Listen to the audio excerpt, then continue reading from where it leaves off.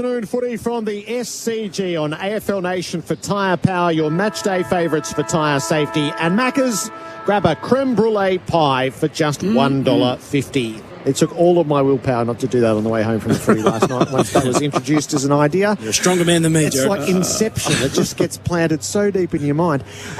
There's a path to the top four for the Sydney Swans as long as they don't make an error. They have done all the heavy lifting, and of all the draws on the way home, they have the 5 games that you would hand order if you could. Can Adelaide upset all of that? Let's check in and get the odds update for Sportsbet. It's time for an odds update. Thanks to Sportsbet. Sportsbet's bet with mates. Gamble responsibly. 1-800-858-858. Happy Saturday, punters. Hammy Goodman here from Sportsbet ahead of the Swans versus the Crows at the SCG. Big win for the Swans last week against Freo in Perth. They are $1.10 favourites this afternoon. The Crows had their chances against the Pies. They're $6.50 in heads-to-head betting. I'm not sure as much separates these sides as the head-to-head price might suggest. The traders have got the line set at 40.5 points.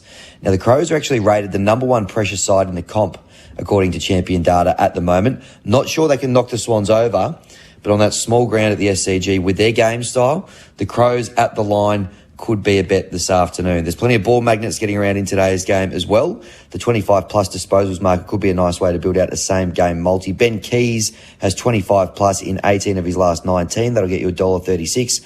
Chad Warner, he's in a purple patch, 25-plus 3 weeks in a row for him. $2.18 presents some good value there. Buddy Franklin, he's kicked 3 or more goals in 10 of his last 11 against the Crows. He's $1.89 to do exactly that today. Enjoy the footy. Gamble responsibly. 1-800-858-858.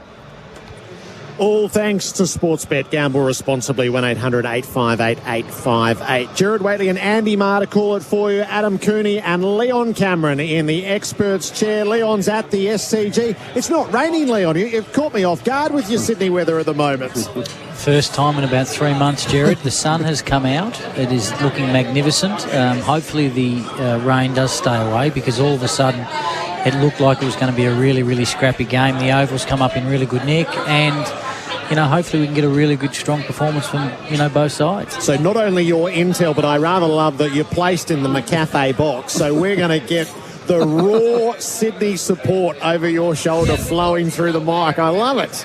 I can hardly hear you. Anthony accused me of doing a sportsman's night behind me with Swan supporters. But we're jammed up here in the corner.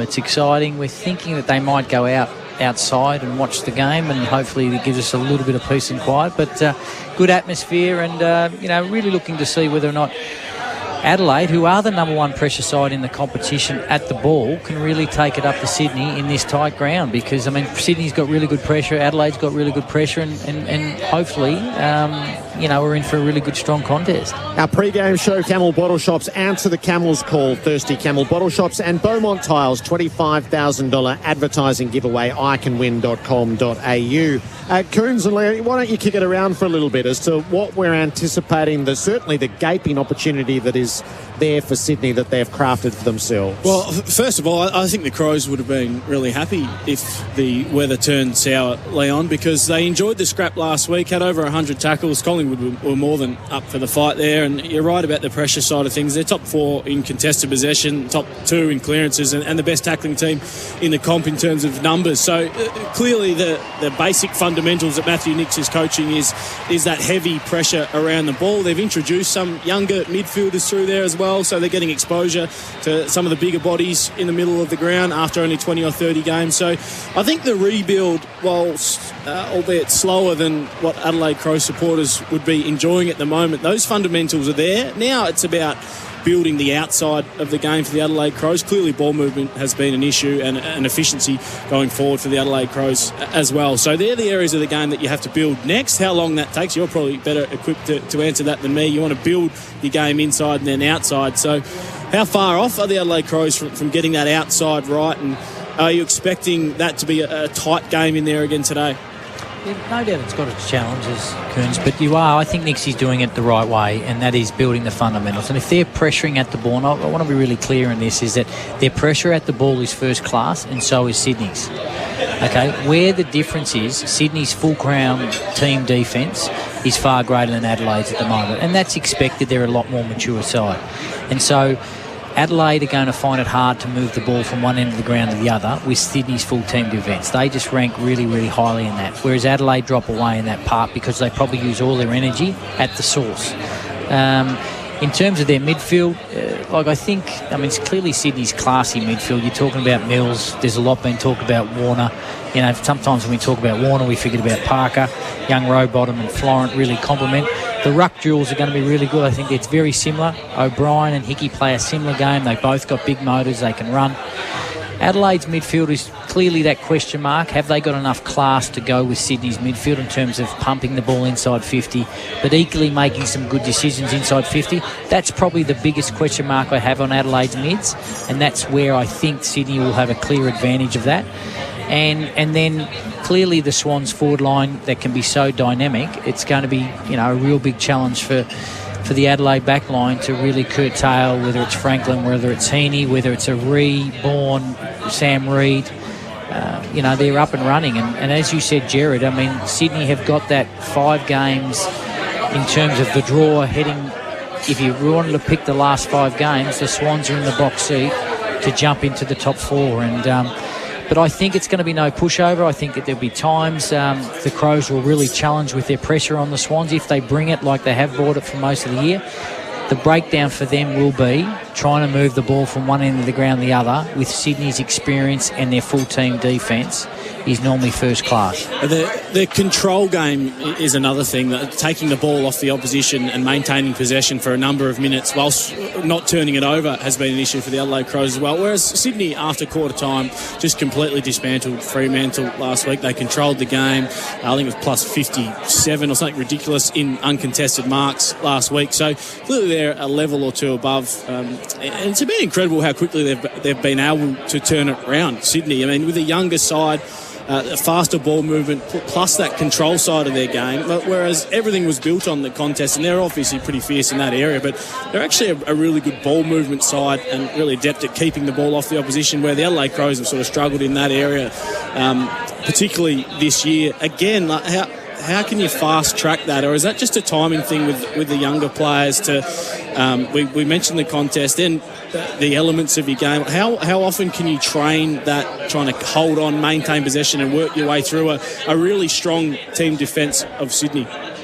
Yeah, it's a good question, Coons. And look, it's time. Let's be totally honest. They need 50, 60 games, and I know Adelaide Crows supporters will be getting impatient because they just want wins instead of losses, but as I said before, Nixie, I think, is doing, the right thing, and that is building from the foundation up, a really strong foundation. Look, don't get me wrong, they need to add some quality at the end of the year. They'll go to the draft with a really good draft pick, and whether they can trade in a really good midfield. They're screaming out for a really classy midfield to add to Rory Laird's in and under and outside grunt that he provides. So that takes time and making sure you pick the right players. But their young forward line starting to come along. Tilthorpe, Fogarty.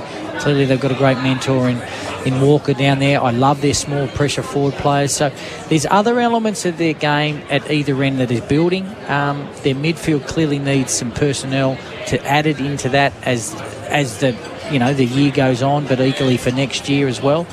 But in terms of their ball movement, that's what you've got to deal with when you come across a really good full-team defence like the Swans.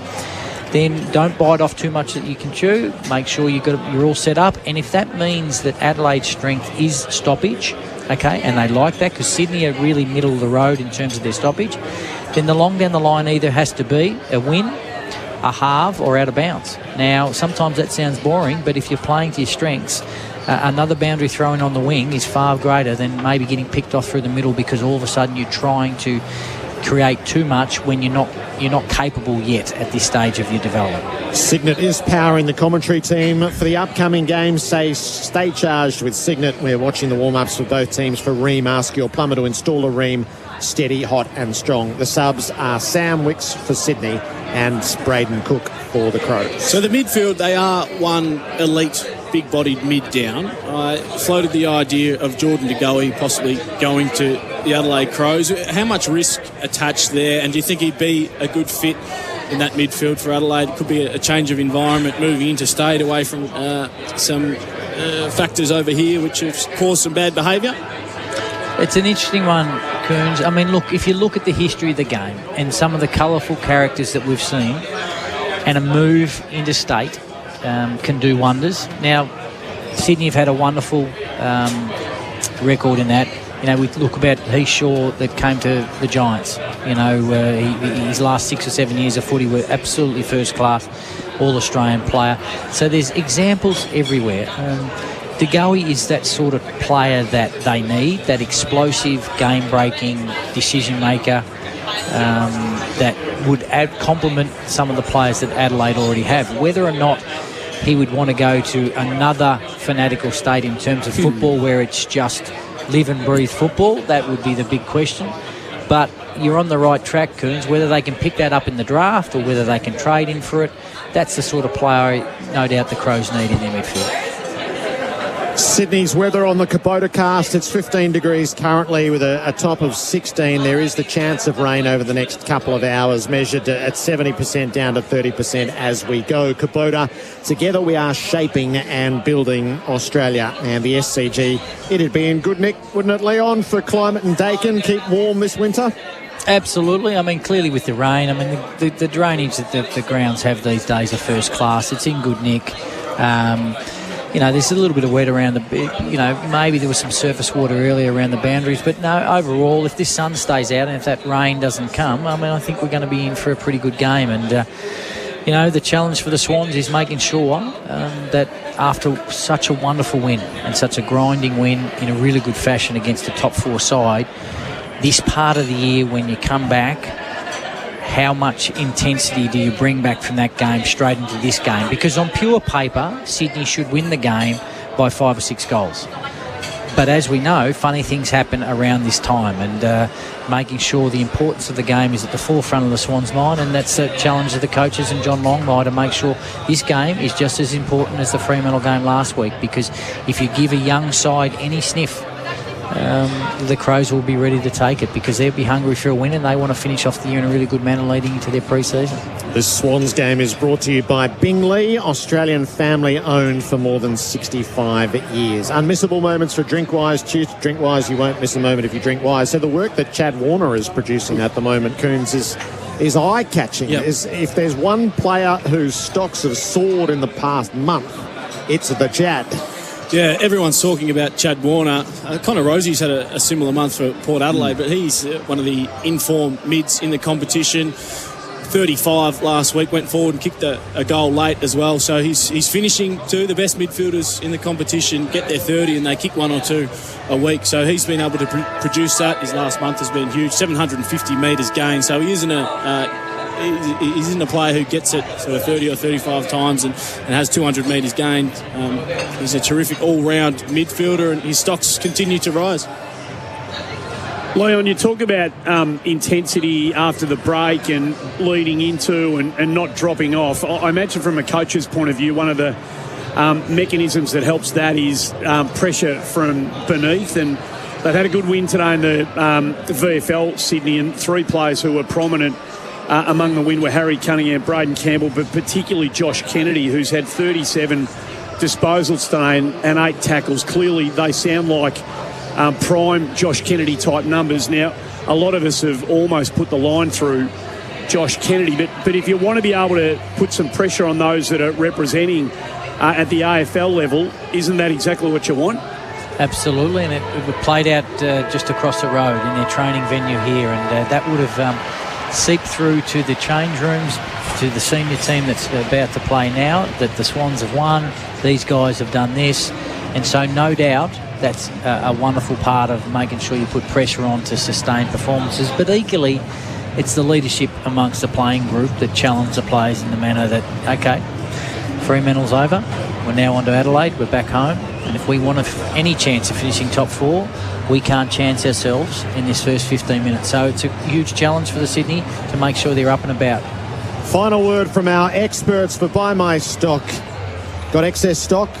Visit buymystock.com.au. Coons, just give me I imagine we're all with Sydney, a margin range? Yeah, I think Sydney win this by 23 points. That's very specific. Well done. That was the pre-game show for Thirsty Camel Bottle Shops. Answer the Camel's call. Someone's gone down early. Thirsty Camel Bottle Shops and Beaumont Tiles, supporting small to medium builders. Andy Marr, lead us off on AFL Nation. Will Hayward's just run straight through Tom Duday before the opening bounce. It was a friendly little run through. Looked like it was dressed up as an accident. So we're away. The opening bounce for Tyre Power, and we're in the middle. And O'Brien probably gets the better of it. Keys toe pokes it into a bit of space. Berry gets hands on it.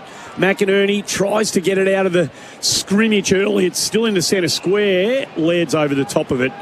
The tackler last week, he is the tackled today by Luke Parker. We'll have another ball up. Hickey gets it towards Heaney, who's pushed into the contest early. Numbers around this footy. No one really clean possession. Jones gets it to Laird. His kick batted down. Now Sydney with half a chance. They're wrapped up straight away. That was Rowbottom flung to the ground with ball in hand. Trying desperately they are to get it out of this early scrimmage. We've gone about 6 feet from the opening circle, and we're going to get holding the footy here. The players pled for it, and Lance Franklin got the result. He's up to use it quickly and superbly, right under the chest of Papley. I don't know whether there are 200 blokes who can kick the footy like that. Cheerio to Cornsey. It was a classic sort of Adelaide Crows, wasn't it? Pressure around the footy, and then the Duday holding the ball decision was red hot. Lance Franklin, the kick was red hot too. Tom Papley, from 48 metres out, nurses it perfectly through for the opener. It's just how the Swans would have liked to begin. A minute in, a goal to nil on the Tyre Power Tyre Safety Experts week in, week out. I swear he can be so dangerous, Lance Franklin. We know how good he is inside 50, but when he's up around 70, 80 metres out from goal as well with ball in hand, he kicks it, you're right, Jared, he kicks it better than 200 players in the competition. He kicks it better than just about everyone as a field kick. So brilliant pressure around the footy. Duday lost his footing, unfortunately. Lance was sweating on that and hit up Papley nicely. Interesting matchup here, guys. Clark is going to Dawson here. It's a little like a team focused on Dawson. Clearly, he left the club at the end of last year. Young Clark's had some really big scalps over the last 3 weeks, so it's going to be a really tough day for Dawson here. It's a good spot. Leon Cameron and Adam Cooney for buymystock.com.au. We're here for Tyre Power and Macca's. Big job for the young fella Paddy Parnell too on Tom Papley deep in the goal square. He's been building Papley. He's getting some continuity into his footy, and he's threatened to have a couple of big ones in the last 4 or 5 weeks, and I wonder whether there's a 4 or 5 goal game in him maybe starting today. O'Brien gets the better of it. Quick clearance from Adelaide, but it's a bumbling ball up towards half forward. Fox overruns it. Nice work as they clear it from Murphy. Comes into the forward half. McAdam gets it to Fogarty. Fogarty around the body. There's the answer. So it was terrific. There was a lot of half chance. There was nothing really clean about it until right to the very end when McAdam's hands were terrific and Fogarty's finish was first class. They square it up a goal apiece here in the early stages of this opening quarter. If you're a Crow supporter, that's exactly what you want to see. Fogarty, the future. Fantastic hands from McAdam. Great finish. And it's really important to get on the scoreboard early when you're interstate. Clearly a Sydney crowd here. Swans get the first one in the first minute of the game. They're up and about. Papley's up and about. But to answer it straight away, really good response from the Crows. Gee, the easy debit replay, John Easy Debit today. That often those handballs over the top of the head, Coons, can be a little bit iffy, but that was perfectly executed by McAdam. As long as fist contacts Sharon, correct. It's a legal handball, isn't it? Just that Paddy McCartan lost his footing at a crucial moment, which allowed Darcy Fogarty just to sneak out the back, and clever handball by McAdam. Goals to percentage, goals to disposal ratio, a bit higher than it was last night. Early doors, couple of goals straight away. Hickey wins the ball out of the middle. A bumbling kick out to half forward. It's led to by Dawson. He paddles it up the boundary. Good body work from Hamill to try to clear the way. And then he laid the tackle on Franklin, who didn't like the treatment, and he lashes out in the aftermath. And then he's thrown to ground and gets the free kick. He's come up holding the eyes, Franklin. Got a finger in the eye, did he? The old rake of the eyes. Hopefully retina still intact. Don't do that to the favourite son on the ground. So Franklin has it short of left half forward. He sets it up. Out comes Reid. should have marked, didn't. Or did he? He did. One of them paid it. Yep. Two had a look, one blew the whistle, one didn't. That's all you need is one. I know we spoke about his first kick to Papley, but the weighted kick from where Franklin was, waiting for Reid to set up, it was really, really good synergy from all the Sydney Swans forwards. The blocking that allowed Reid to get out, and just the weighted kick from Franklin. Sam Reid, 40 metres out, no angle to speak of. Swans have two. A bright start at the SCG. 2 goals to 1. Robot Building Supplies scoreboard. Robots got us. Put him up on the wing, I think, Lance Franklin, because he's their best midfielder at the moment. He's distributing inside 50 better than anyone out there, and he's still got a bit of life left in those old legs yet. Didn't like the treatment, Bud. It was a fair tackle. Got a bit angry and then ended up getting the free kick off the back of it. So Nick Murray has flung him to ground as if he was some nobody. There was nothing. Yeah, sorry, Lloyd, go on. It was a good challenge for Murray because Coons, as you said, he's playing up high, and they clearly want to keep Butts at full back. So Murray all of a sudden has to go up with Franklin everywhere he goes. Around the ground, Sir Kangan Institute 1-3 taste. Such is the way of things in sport. Every now and again, you get beautiful little stories, and Jack Gunston has just kicked the first goal of the game. Hawthorn v North Melbourne. Kiss the black armband. That'll be a special moment for a man who's been a wonderful player for that footy club for a long time. Back in the middle here, and Keys wins the free kick from the centre bounce. Lays it off to the former Swan, Dawson, who drives it up towards centre half forward. Ball hits the deck. 2B1, Walker farms it out. Gordon gets a hand on it. Dispossessed. Parnell was good. Laird the handball out to Hinge. Slipsy kicks it near the boundary line. That's that surface water that maybe Leon was talking about. McAdam hard up along the boundary line, keeps it alive. McInerney's kick was batted down there on the last line here. They're going to be good. Lloyd gets it off to Paddy McCartan, who drives it off that last line, still in a dangerous area. The ball pitches. O'Brien gathers. Franklin wraps him up, dispossesses, then nearly threw it away. Murray goes in. Franklin lays the tackle, might have been a bit high. And the umpire says, no, I'll ball it up. He's playing like a man who's been reading websites this week, buddy. Up for the challenge, isn't he? Trying to break into that 200 again. He's doing everything. Hickey farms it out. Hamill wrapped up. That is holding the ball. Free kick. Heaney at centre, back for the Swans. Heaney is going to use it quickly, but not terribly effectively. It skids out to the wing. McInerney's able to gather. Wanted something going by, ended up having time, but he grubs the kick up through half forward, so that hasn't panned out at all. Keys mown down by Amati. What you want to see from your big tall guys. And Amati, just outstanding pressure. Amati has it forward of the wing. He just lags the kick out to the side rather than advancing the cause. Lloyd has ball in hand, and he bites off the short kick to McInerney. So what's the way forward? That surely isn't 15 up to Blakey. He's going to send it right to the teeth of goal. See what they've got. Brought to ground away from Hickey. Kick smothered out of the pack by Berry. So it still has to be dealt with. Amati with the next strong tackle to keep it in dispute. They fight on. Crow's going to be able to settle this as Duday's fed the hand pass and he clears the area initially. Paddy McCartan tapped it toward the boundary. Well trapped by McHenry, but his kick is smothered, so there's still no way out for the Crows. They lay the two-man tackle to keep it in dispute. 60 out from the Sydney goal. It's 3 tackles so far to Lance Franklin on the Safety Steel Sheds stat sheet, and 1 to Amati. So 4 tackles from your big key forwards early in this contest. AFL Nation for Ty Power and Maccas. Mills to McInerney to Parker. They thump it back inside forward 50. Ball hits the deck. Who can be first there? Brilliant tack on the footy from Murray, and then an outstanding tackle from Warner. Gee, that could have slipped high easily, but outstanding discipline. Ball up, centre half forward, Sydney in attack. Hickey gets the better of it. Ball 2v1. Duday was the wall at the end. He managed to pin the man and the footy. That was Goulden who was trying to break through and he couldn't. But they progressed the footy about 10 metres closer to the goal. They're attacking. Neither ruckman. Jones had a look at it, dropped it, goes in, gets it again, farms it out to Hinge. He handballs into space. Got to be good here. Butts. Ground level. He just wants the boundary line desperately. He can't get it there. Sydney Swans are all over them here at the moment. They keep it alive. Murray thumps it out a defensive 50 up towards the centre wing, only as far as Rampy. He'll turn him around. So Rampy bites off the short pass near enough to half forward, and it's marked by Stevens. The Crows defending grimly the repeat entries of the Swans. Stevens sags away from goal for Rampy. So out on the broadcast wing and again prepared for the 15-metre kick to Fox. A lot of signalling. Fox wanted a lead or two to come at him. Wasn't satisfied with what was happening ahead of the ball, so sags it back to Lloyd. He is in front of the interchange gates, and the Swans prepared to be patient, search for what they want.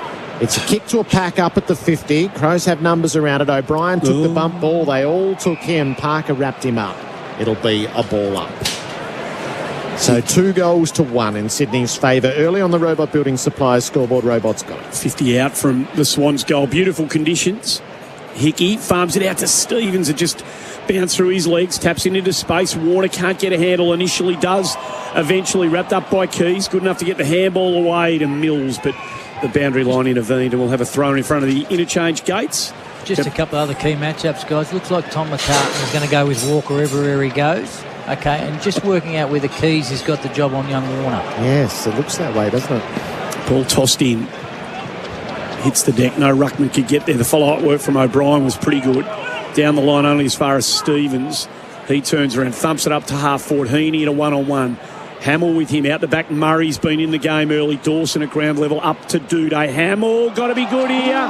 Went to ground. Could have taken a high one from Hayward. It was pretty crude from Hayward, but the first one from Goulden was paid.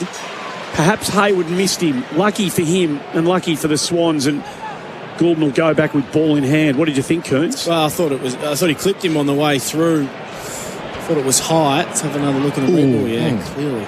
Hayward coming through, a bit overzealous there. Should have been a free kick against the Swans. He's a lovely kick, Errol Goulden. This will take his best. He'll kick from about 52 on the run, no problems. The set shot has to get airborne a bit quicker. Now he wheels out, gives himself the running shot. It starts left, it tries to draw, but it stays out there as it corrected on the end, like the old dodecahedron golf ball used to do many, many days ago. 2-1-13 Sydney, one straight. The Adelaide Crows on the Robot Building Supply scoreboard. It's going to be a different afternoon for Jordan Dawson, who's kicking out at the moment. They used him as the spare behind the footy last week. Still Sidebottom was coming up into the action against the Pies, and Ryan Clark playing him pretty tightly this afternoon, Leon. You just got to try and get the ball in his hands as often as possible, even if it's not in dangerous positions, to try and build his game. Absolutely. And Nixie's got to think about this, whether or not he throws him up onto a wing just to throw Sydney's, their first shot, throw it out from them. Dawson perilously close to the boundary. It has led to a throw in at the source. Schoenberg is able to release the footy, but it does turn over. McInerney fights the good fight to Mills. He shot it out the back, and the high kick comes inside the 50. Amati couldn't quite make the contest. Goulden underneath. Sharp hands to Warner. Squeezed the kick out. It bounces across the face of goal. The Crows have numbers to neatly fumble that over the boundary. Well done by Murphy. He knew precisely what he was doing. The Hawks are running hot for Ream down in Tassie. 3 straight to the Kangas, 1 behind early. Steady, hot and strong. Deep into attack again, the Swans here. Ball thrown in. Ruckman initially presented. Comes down to Warner to Crum. Has a look around the body. He's in red-hot form. Nothing appears to be beyond his precocious young talent at the moment. And he swung onto his right boot, the wrong pocket, and handled it easily. Warner kicks his first. Sydney get their third on the board, 3-1-19. Adelaide 1 straight 6. Robot Building Supply scoreboard. Well, if Keys was following Warner wherever he goes, he was off him there. That was a good work at the stoppage from the Sydney mids, Leon, to get a block on and cause some confusion in there. Just some early signs, guys. I mean, clearly we spoke about the midfield at the start of the game. I mean, they're classed Swans just locking the ball inside the front half. There was 2 or 3 repeat entries on the back of some good stoppage work from the Swans. As I said, they were sort of mid-table in that area, but it's just their 1 or 2 quicker steps, their cleaner hands, and then they're set up behind the ball really well, the Swans, to get those repeat entries. Forward stoppage goal, a gruesome replay for the Adelaide coaching staff for Easy Debit. Join Easy Debit today. Back in the middle, Papley swoops on the ball and the Swans go forward again. Spoils are made, but straight back into Sydney's clutches. Papley, range, on the follow-up. He had both possessions from the centre bounce and kicked the goal. Not often done in footy, and it will make it a goal of the game for host plus. That's a plus. Coons, did you ever do that? 70 or 80 times I think I did that. Jeez, that's something, isn't it? It's nice. You said he was threatening over the last few weeks, Andy, to break a game open. He's started this game in magnificent fashion. A centre bounce breakthrough, long kick inside 50, the follow-up and the finish from outside 50. Brilliant. Yeah, you're right. They're just winning the territory battle at the moment. 8 inside 50s to 2 on the safety steel shed stat sheet. Crows really struggling to get it out of their defensive zone. 4-1 to a goal, Andy. Robot Building Supply scoreboard. Robots got it. Leon, what a luxury to have people like Papley who can just chuck into a centre square contest every now and again. Oh, just game breaker at the moment. Back in the middle we go. Beautiful bounce. Ball to be won. Reid does well. He does both involvements. Wins the hit out. Got the clearance. Drives at top of the square. And Marty 1-on-1. Grand level Hayward. Chance for Clark, who just more interested in the opponent. It comes out to the back now. Stevens. Back to Papley. On the left into the corridor. It is a thing of beauty. And Reid drifted down after his centre bounce work. Marks 30 out directly in front. Again, it's another midfielder getting involved. Following up from his sensational ruck work there, Sam Reid. No representation at the back of the centre bounce there, so no sweeper, which allowed Reid straight through, and then no follow-up from the opposition ruckman. He's got one. He might join Papley as multiples early. It starts out to the right, hangs on, but drifts just across the face of goal, goes through for a behind 4-2-26 Sydney. Adelaide 1 straight 6. Robot Building Supply scoreboard. Robots got it. It's starting to feel ominous. Is it what it would be? 10 inside 50s? Yes, 10 inside 50s to 2. Safety steel sheds. Long kick from Dawson on the way out. He cleared the defensive area. Reid got it back, though. Gave it to Blakey. Hat kick back to the teeth of goal. Amati made the contest underneath. Stevens' hand pass was cut off by Smith. Papley lays the tackle, so Murray can't get through. It's tight to the boundary. Hayward with a hand pass back inboard. Mills got skittled. Murray's hand pass. Butts turned it over. And close in. Hayward drills the goal. Just relentless forward pressure from the Swans. They have 5 by the halfway mark of the opening term, and this is threatening to get right out of hand early. 5-2 to 1 straight on the Robot Building Supply scoreboard. Robots got it. Leon Cameron. Yeah, look, I think, as we said at the start of the game, I mean, the Swans are terrific last week against Fremantle. The challenge is during the week, did they bring that same sort of energy when they're playing the side down in the bottom 4? And they've answered it straight away in the first 10 to 12 minutes of footy. I mean, John Nongmire will be sitting there over the bench saying the intensity is absolutely first class. Their front half game is intact and they're set up behind the ball. Adelaide have got nowhere to go and they need to start winning some territory. I know it's a young team in the midfield, but just to stall the Swans' enthusiasm front half footy, they need to win some territory starting with his centre bounce. Leon Cameron and Adam Cooney for buymystock.com.au. It is first class, this stuff from the home side. Laird wins a clearance up towards centre half forward. It's been rare territory up there. McAdam marks, wheels around from 55, goes to a 1-on-1 in the square. Walker and Tom McCartan, ball at ground level. Lloyd makes sure that gets rushed through for a behind, giving nothing. 1-1-7 Adelaide, 5-2-32 the Swans. Lloyd quickly into Florence, who takes the kick up the wing. Reasonable bodywork from Franklin to try to clear the way, but it hit Murray's boot on the way through and trickled out of bounds. They've already had 19 tackles halfway through the first quarter to the Swans, so that pressure and the heat we spoke about from the Adelaide Crows, the number 1 tackling team in the competition, has been more than matched by Sydney here. Swans have kicked 5. The Hawks have kicked 5 in Hobart as well, so early breaks, both venues. Gordon's hand pass was battered down. Schoenberg fed it out the back. Murray's kick goes inside the 50. Tom McCartan made a telling spoil. Berry tried to spin through, kept himself free. Hand pass to Walker, takes the snap, lands the goal. Against the torrents that was rushing, the Crows get one back. And there were plenty of brave souls required to conjure it. 2-1-13 Adelaide. It's McAdam who's slow to rise. 5-2-32 Sydney. Leon. Yeah, it's a good response. I mean, the centre bounce, Laird was terrific. Just some great midfield craft. Surged it forward, put Sydney's defence under pressure. And then the rebound, a repeat entry. And then all of a sudden, Walker comes into the game. And it's really important that they do respond. I mean, Sydney are on top at the moment. Their first 12 or 15 minutes have been first class, but every time Adelaide have gone forward, they look dangerous. And so clearly the challenge for that midfield group is to keep pumping it inside and put Rampy and the McCartan boys under the pump at ground level. Just the courage of McAdam too, not giving up on the play when the ball went over his head. Did enough, had the 2-on-1 against him, just put his body in the way and was able to spill the ball to ground, which allowed Walker to get that opportunity. In the hands of the medical staff now on the boundary for Snaffle, so we'll keep an eye on that. Crows a chance to go again here. Change of handballs, ends up with Laird, kicks from 40, pulls it across the face.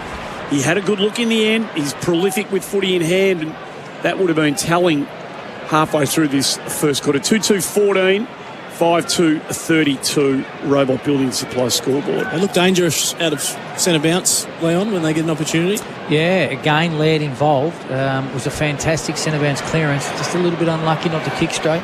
Opportunity to rebound. Yeah, the turnover from Blakey's kick in comes and Laird spins it into the pocket. Bilthorpe was the target. Lunging spoil made by Fox. Got the fist in, knocked it out of play. Great opportunity during the week for young Tilthorpe when he's doing his tape. He must raise the dukes and come at the footy a little stronger. He just waited for the ball then. Fox, snuck in behind him. Really good spoil.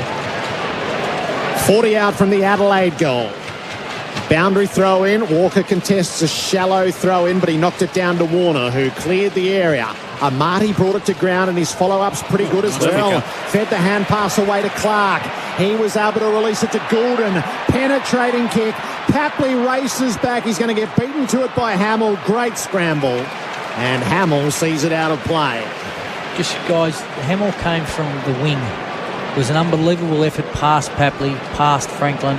It was just a first-class effort from young Hamill to get a hand on that and rush that out of bounds. Papley's thinking, here's my third as that ball gets to the back, and Hamill had the angles covered at the throw-in. Hickey and O'Brien go to work. It reaches the back. Berry had first play, left it behind initially, then he works the hand pass away, so it has to be dealt with in close. Miller had a hand pass, it turned over. Papley's hand pass, though, squandered the opportunity.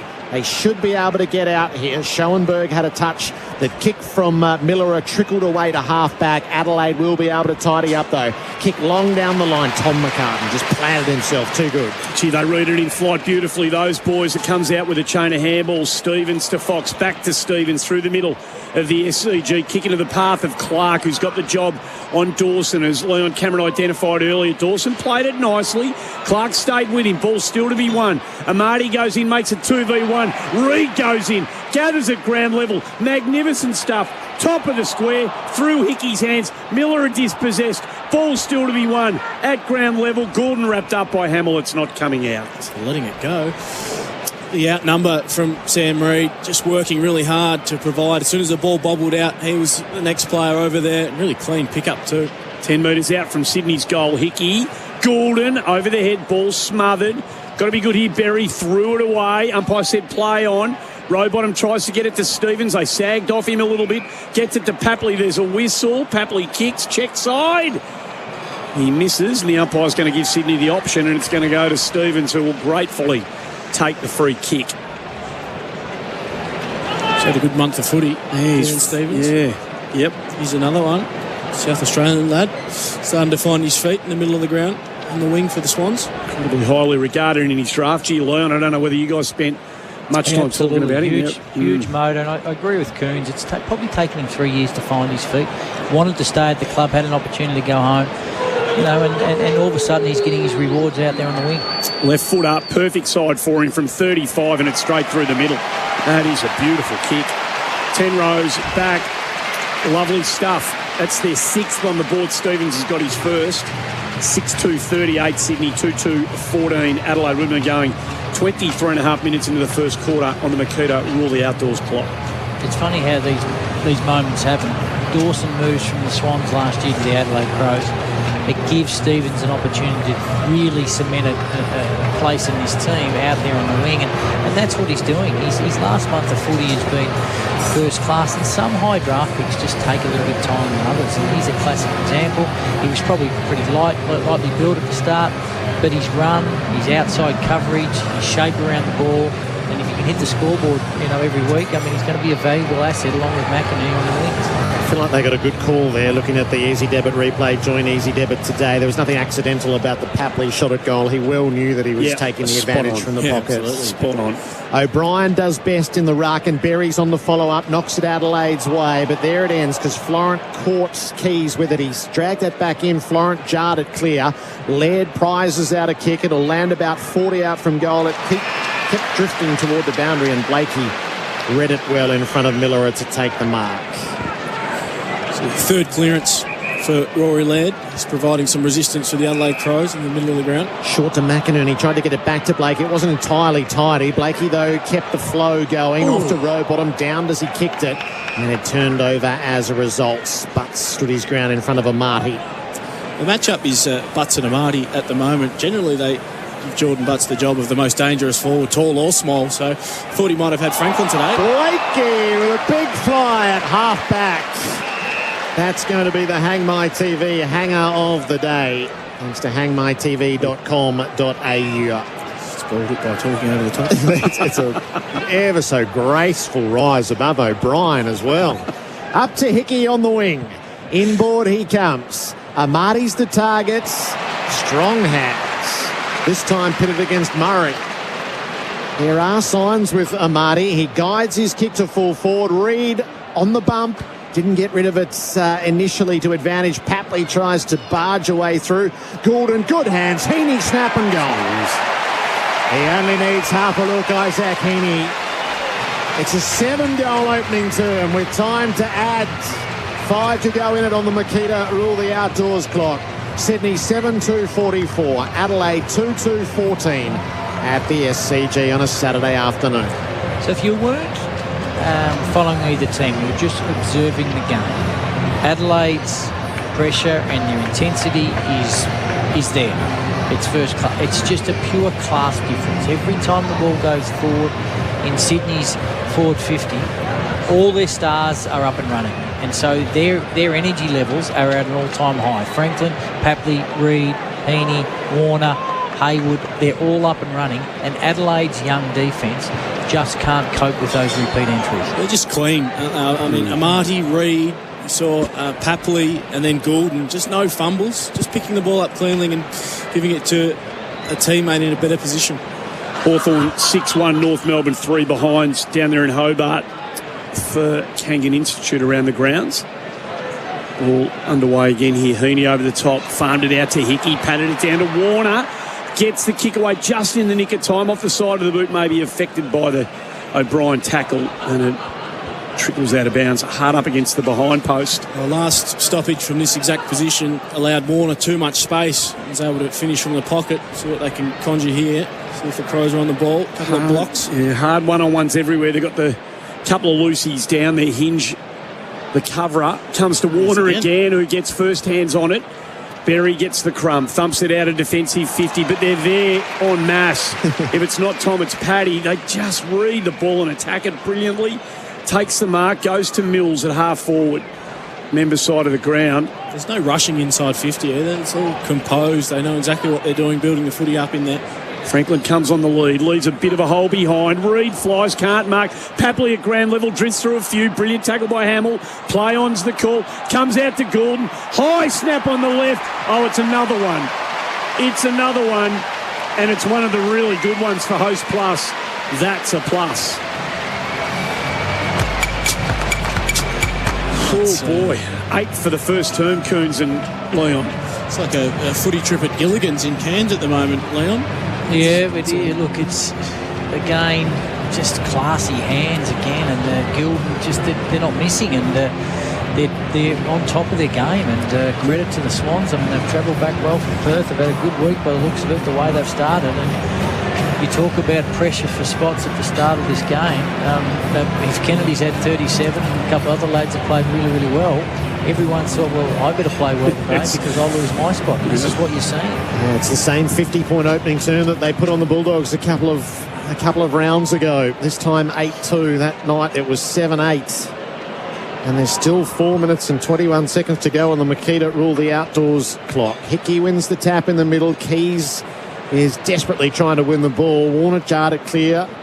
Laird settles it with a hand pass to Berry. He shot it out the side. Hamill tried out with a fancy hand pass, which didn't quite work. Jones gets back onto it, led offloaded by Franklin as he got his hand pass away. Kick slewed out toward the boundary, and it's kept away from Murphy by Lloyd. It's out of play. So not allowing any time and space for the Crows midfield to get going. Again, Franklin hitting up as a key forward, getting right up to the wing to put pressure on Laird, and they get a stoppage because of it. Boundary throw in for Snaffle. Bite-sized payments win on the outer wing. Keys works hard at the source. Mills brings him to ground. Keys probably through that. Berry in over the top of it. Ball it up. The Hawks have kicked 7 in the opening term in Hobart as well. 7-1 to 3 behinds there. 8-2 to 2-2 at the SCG for the Swans. Ruckman wrestled each other out of it. Laird trickles the ball up to half forward. It got past Tex.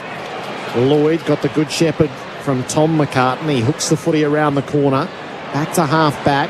Bounced up into the grasp of Clark. Clever hand pass to Goulden. Out to Hickey. Back to Clark, who finds the way up the wing. It's not quite the kick he was looking for. Papley on the bump, got it. Turn goal side. Franklin! Oh, jeez. It was crying out for Buddy to hit the scoreboards. Spoke around the corner. Laps. Strikes the targets. 9-goal opening term for Sydney. They are rampant. 9-2-56. Adelaide 2-2-14.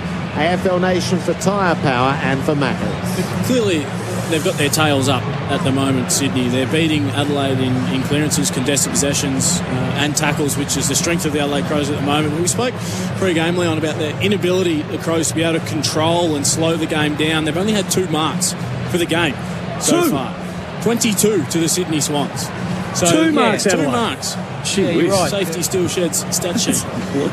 I mean, the last 2 minutes, do they put someone behind the ball? You know, maybe whether it's young Fogarty, just to try to stem the bleeding at the moment.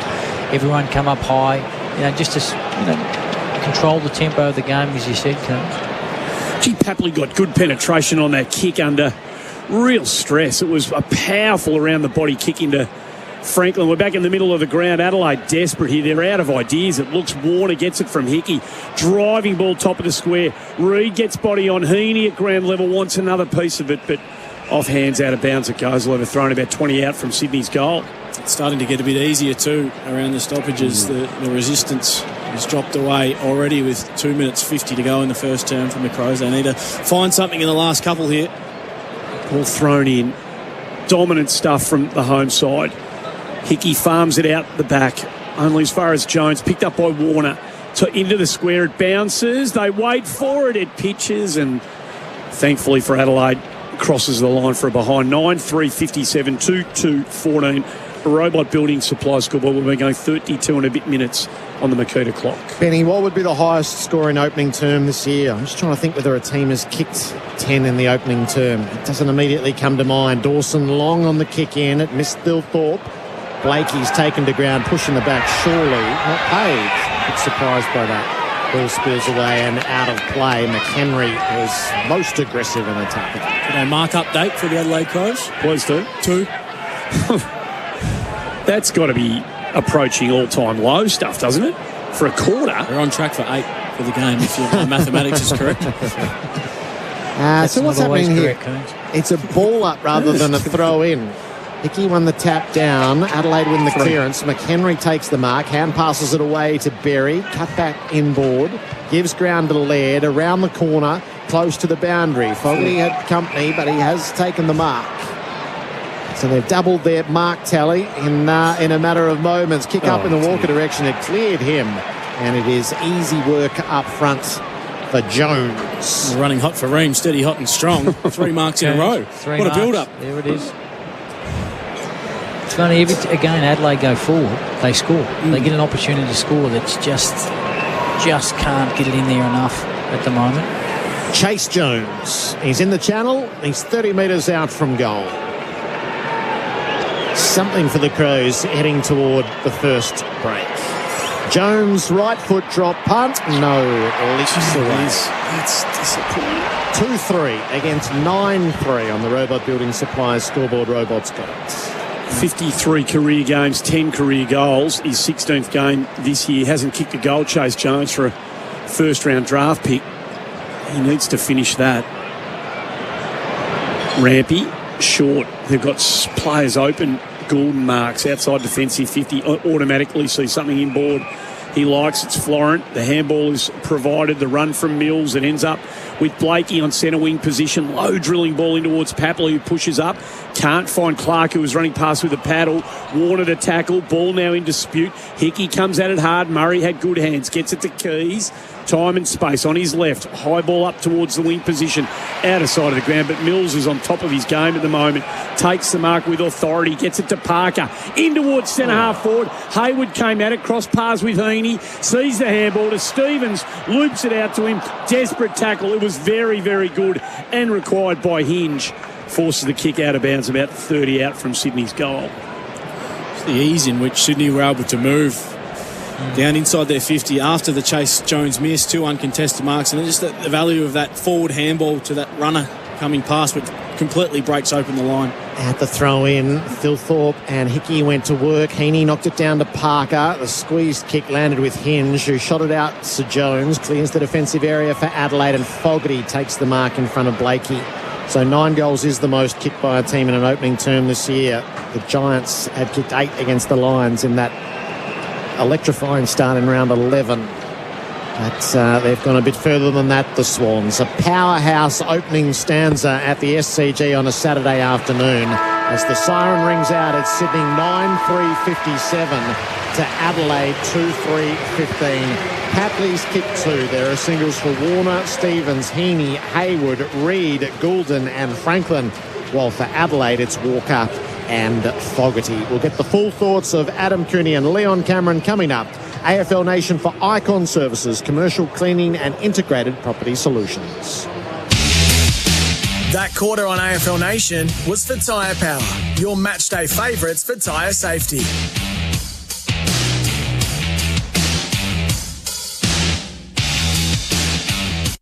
Royal Caribbean's Wow Sale is now on. Book your next summer adventure with up to 40% off all guests, up to $400 to spend at sea, and half-price deposits. In soon, conditions apply. Every interview and every show. Listen to the podcast. Just click the catch-up button on the SEN app. This is the sound of Julian's bargain price vacuum with deep express suction. This is the sound of Julian trying to fix his bargain price vacuum, which infuriates him deeply.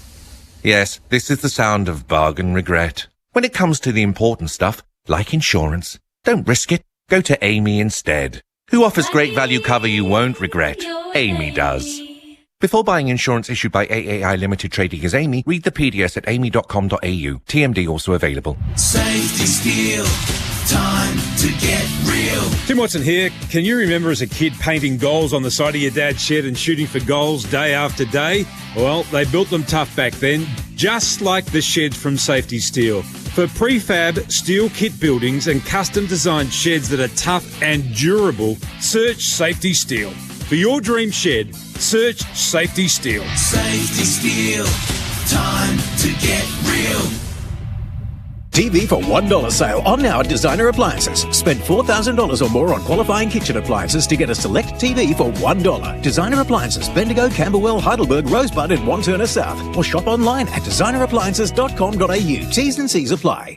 Are you an automotive tech or apprentice? Well, we're looking for the best to join the best heads in the business. You'll get a workplace setting where you can grow, where you'll get access to the latest tools, equipment, software and training, where you're a valued team member in an environment built to bring out your best. Interested?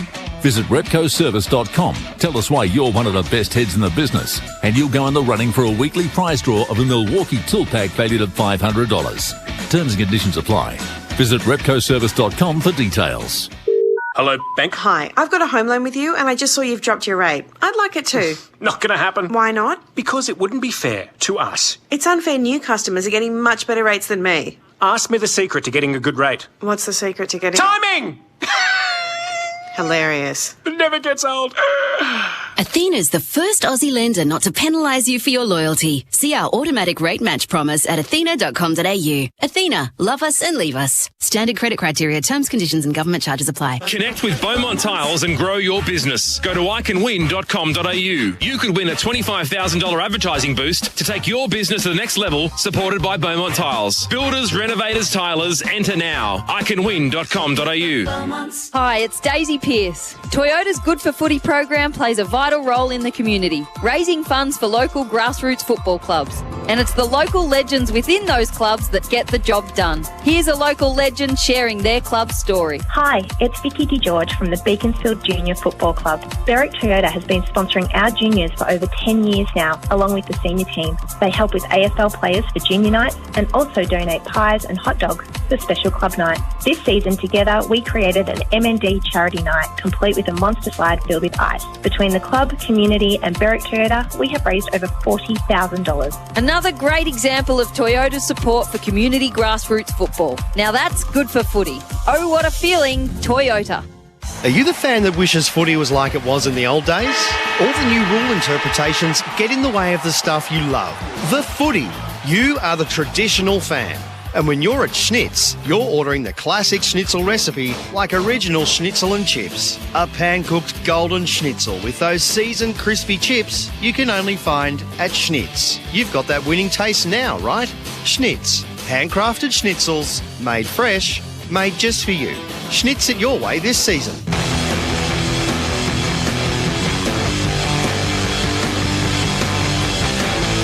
You're listening to the 2022 Premiership season on AFL Nation for Beaumont Tiles. Hybrid flooring in store now. Tom Papley from 48 metres out nurses it perfectly through for the opener. It's just how the Swans would have liked to begin. Bumbling ball up towards half-forward. Fox overruns it. Nice work as they clear it from Murphy. Comes into the forward half. McAdam gets it to Fogarty. Fogarty around the body. There's the answer. Back in the middle. Papley swoops on the ball and the Swans go forward again. Spoils are made, but straight back into Sydney's clutches. Papley, long range, on the follow-up. He had both possessions from the centre bounce and kicked the goal.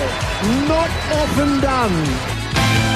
Macca's I'm Loving It moments. Grab a creme brulee pie for just $1.50.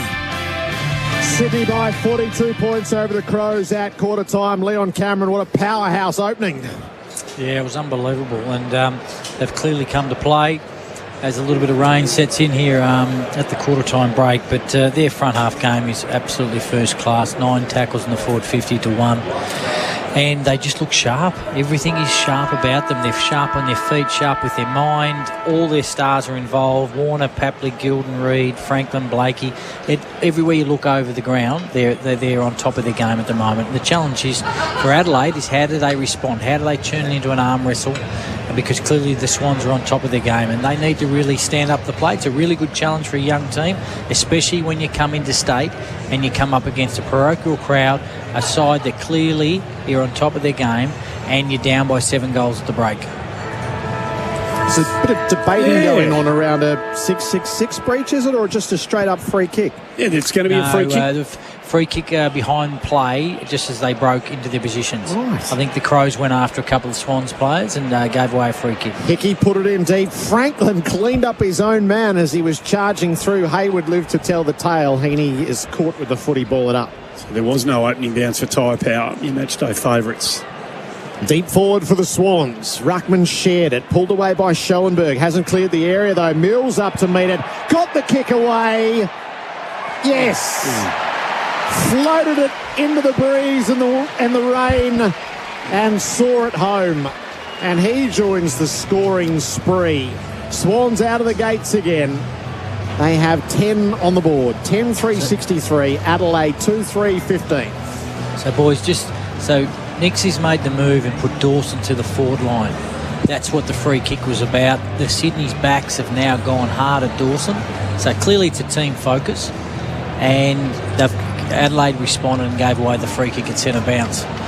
So wherever he goes, young Dawson, it looks like he's in for a very, very hard day. Shane McAdam's out with that corked right thigh and hip, so he has been subbed out. Braden Cook comes in, the sub for the Adelaide Crows, no doubt about that injury substitution. So we're back underway. That took no time at all for the Swans, and Warner tries to hack it out of the middle from mid-air. He can't, but he follows up and gets it again. Good smother from O'Brien, turns it around. Berry has to get the handball away. He does just in the nick of time, but gee, the focus and intent from Sydney is first class. Florent thumps it up towards Amadi at centre half forward. He couldn't mark. Good interception. Butts goes in, dispossessed by Papley. Papley fights hard. Murray goes in, makes it a one-on-one. on the arc of 50 will have a ball up. They are hunting the footy ferociously here, the Swans, today. Rowbottom had a look at it. Ball spills out. Mills comes at it hard. Dudo wraps him up. Again, not coming out as the weather does set in here a little bit.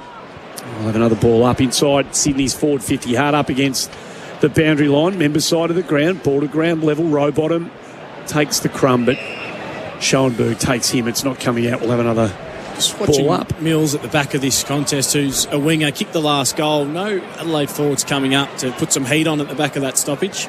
O'Brien got his hand to it, but Warner breaks his way through. The kick was smothered off the boot, though. It was good awareness from Saligo. So Saligo trying to do the right thing in the last stoppage as a winger, trying to defend sort of back and side of the contest, which allowed Mills off the back all by himself to kick that last goal. And he's floating at the back again here with no one hitting up on him. Another boundary throw in, landed short of the ruckman. O'Brien reached over the top for a tap.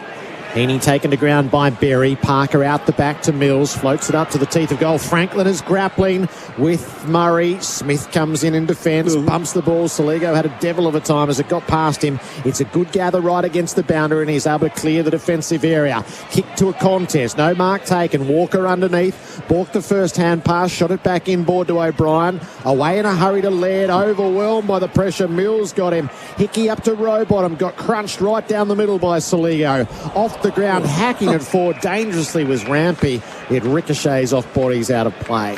So, Leon, with that situation, obviously coaches love to keep their six forwards because you get even representation forward, but it's a balancing act, isn't it, leaving the winger off the back, particularly the forward stoppage? Yeah, absolutely.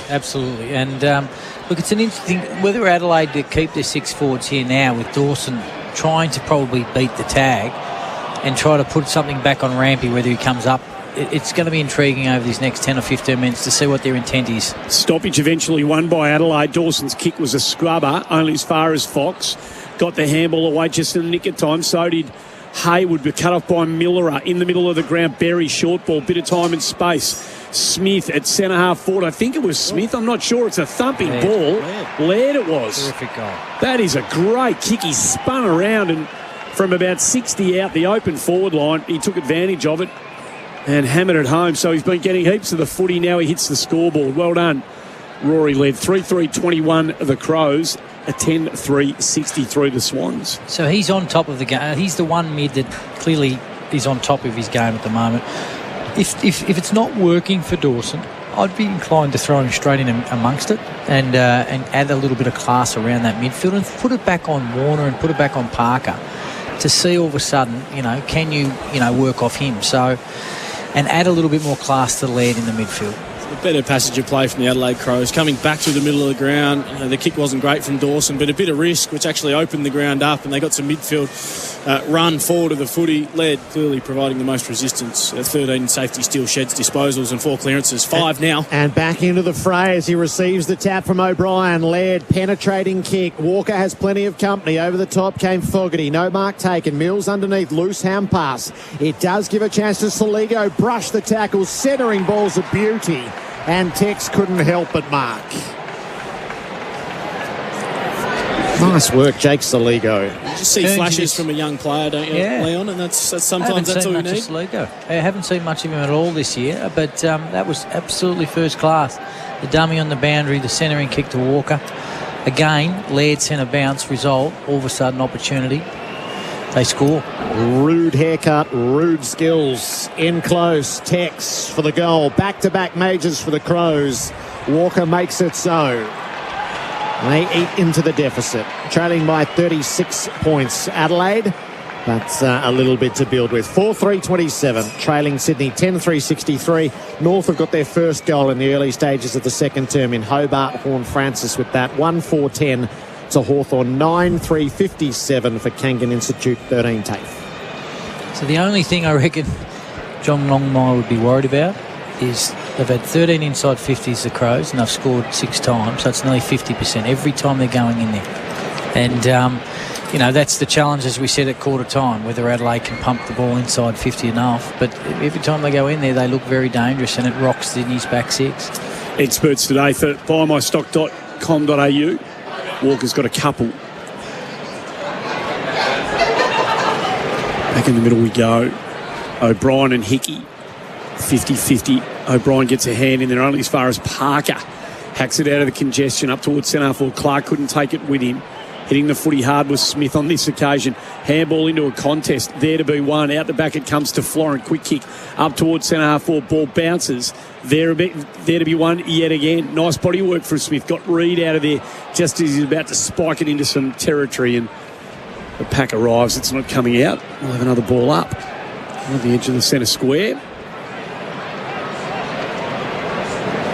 Hickey O'Brien, again 50-50. Mills clean hands.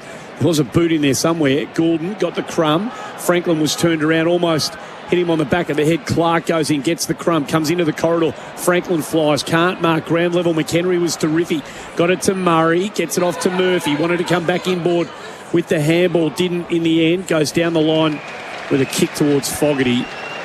Can't mark. Good man-on-man contest there. Off hands it goes out of bounds. We'll have a throw in. Good confidence builder for young Nick Murray. A couple of really good efforts there. All of a sudden, ball down the other end. The heat just going out of this one momentarily after that red-hot start from the Swans. Ball thrown in, ground level. They sit on it.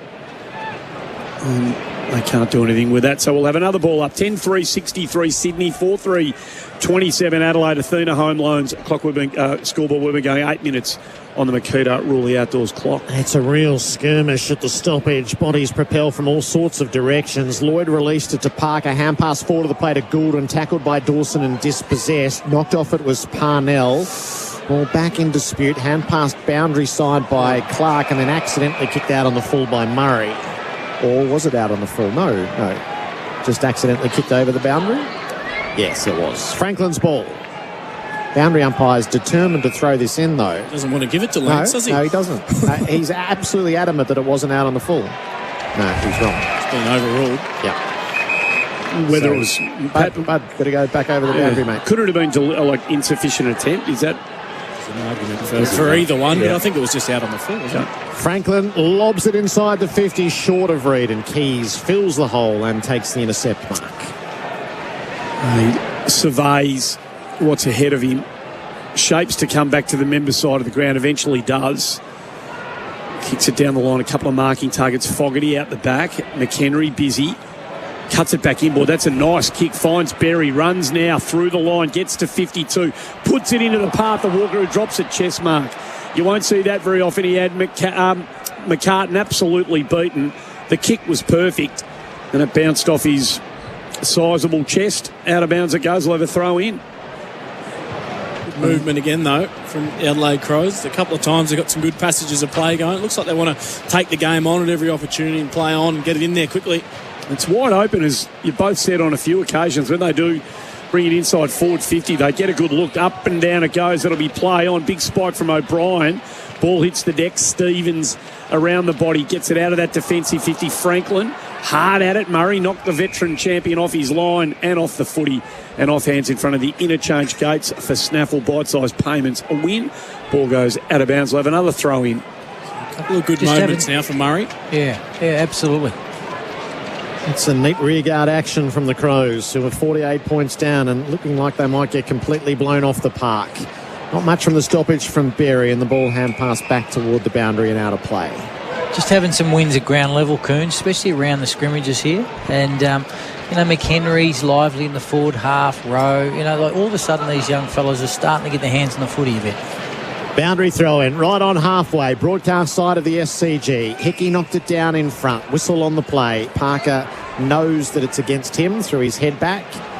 Laird with the resulting free kick. This will be number 15 for Rory Laird, leading all comers on the safety steel sheds stat sheet. Sam Berry next with 12. Kicks it up in the Fogarty direction. Rose early and was on his way down as the ball arrived. It's off hands and out of play. It's a solid frame, isn't it, Darcy Fogarty? Mm-hmm. He trots back to the goal square with a boundary throw in to be 40 out. Look when he does his squats, Andy. Well, you know more about that stuff than me. Jim's weren't my natural habitat. Deadlifts as well. Tex taps it down. McHenry went to ground, released the footy to avoid the penalty. Ball skittles around and back out of play. Oh, suplex. So Parker And McHenry ended up deeply engaged. He's providing a bit of a spark here. He's in the face of the Swans players. He does. Watch here. He does that, doesn't he, Leon? That's his go. Yeah. Absolutely. He's up and about at the moment. Had a rake of the eyes and a suplex so far. It's a promising afternoon at the footy. Tex There takes he is it out again. of the ruck, dragged off it. Precious. Yeah. McHenry downs Parker. Forced the spillage near the teeth of goal. Mills is there to tidy up. Not his best kick on the way out. Good touch in there from Papley to knock it to the advantage of Franklin. Smothered by Murray, but it came straight back into the clutches. The kick goes to nobody in particular, though. And This there is it their is. challenge, Coons, isn't it? This is the challenge, their ball movement from here, because Sydney is so good defensively at setting up behind the footy. Need to take it off the line.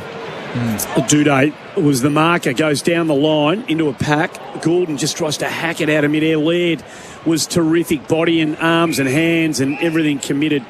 And he made the smother and the ball goes out of bounds. We'll have a throw in. They're winning the territory battle for the last couple of minutes, the Adelaide Crows, which forces Sydney Swans forwards up higher. So they got the intercept mark, but then the kick came straight back from where it came. So had to go off the line. Yeah, you've got to switch the footy. They've looked good when they've come back through the middle, only a couple of occasions, but they have got some good open ball through there when they have pulled the trigger.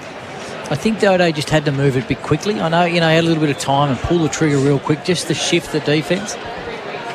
Shallow throw in, off hands, it went straight back out of bounds. So we'll have another ball in front of the interchange gates. Just slightly Adelaide's attacking half.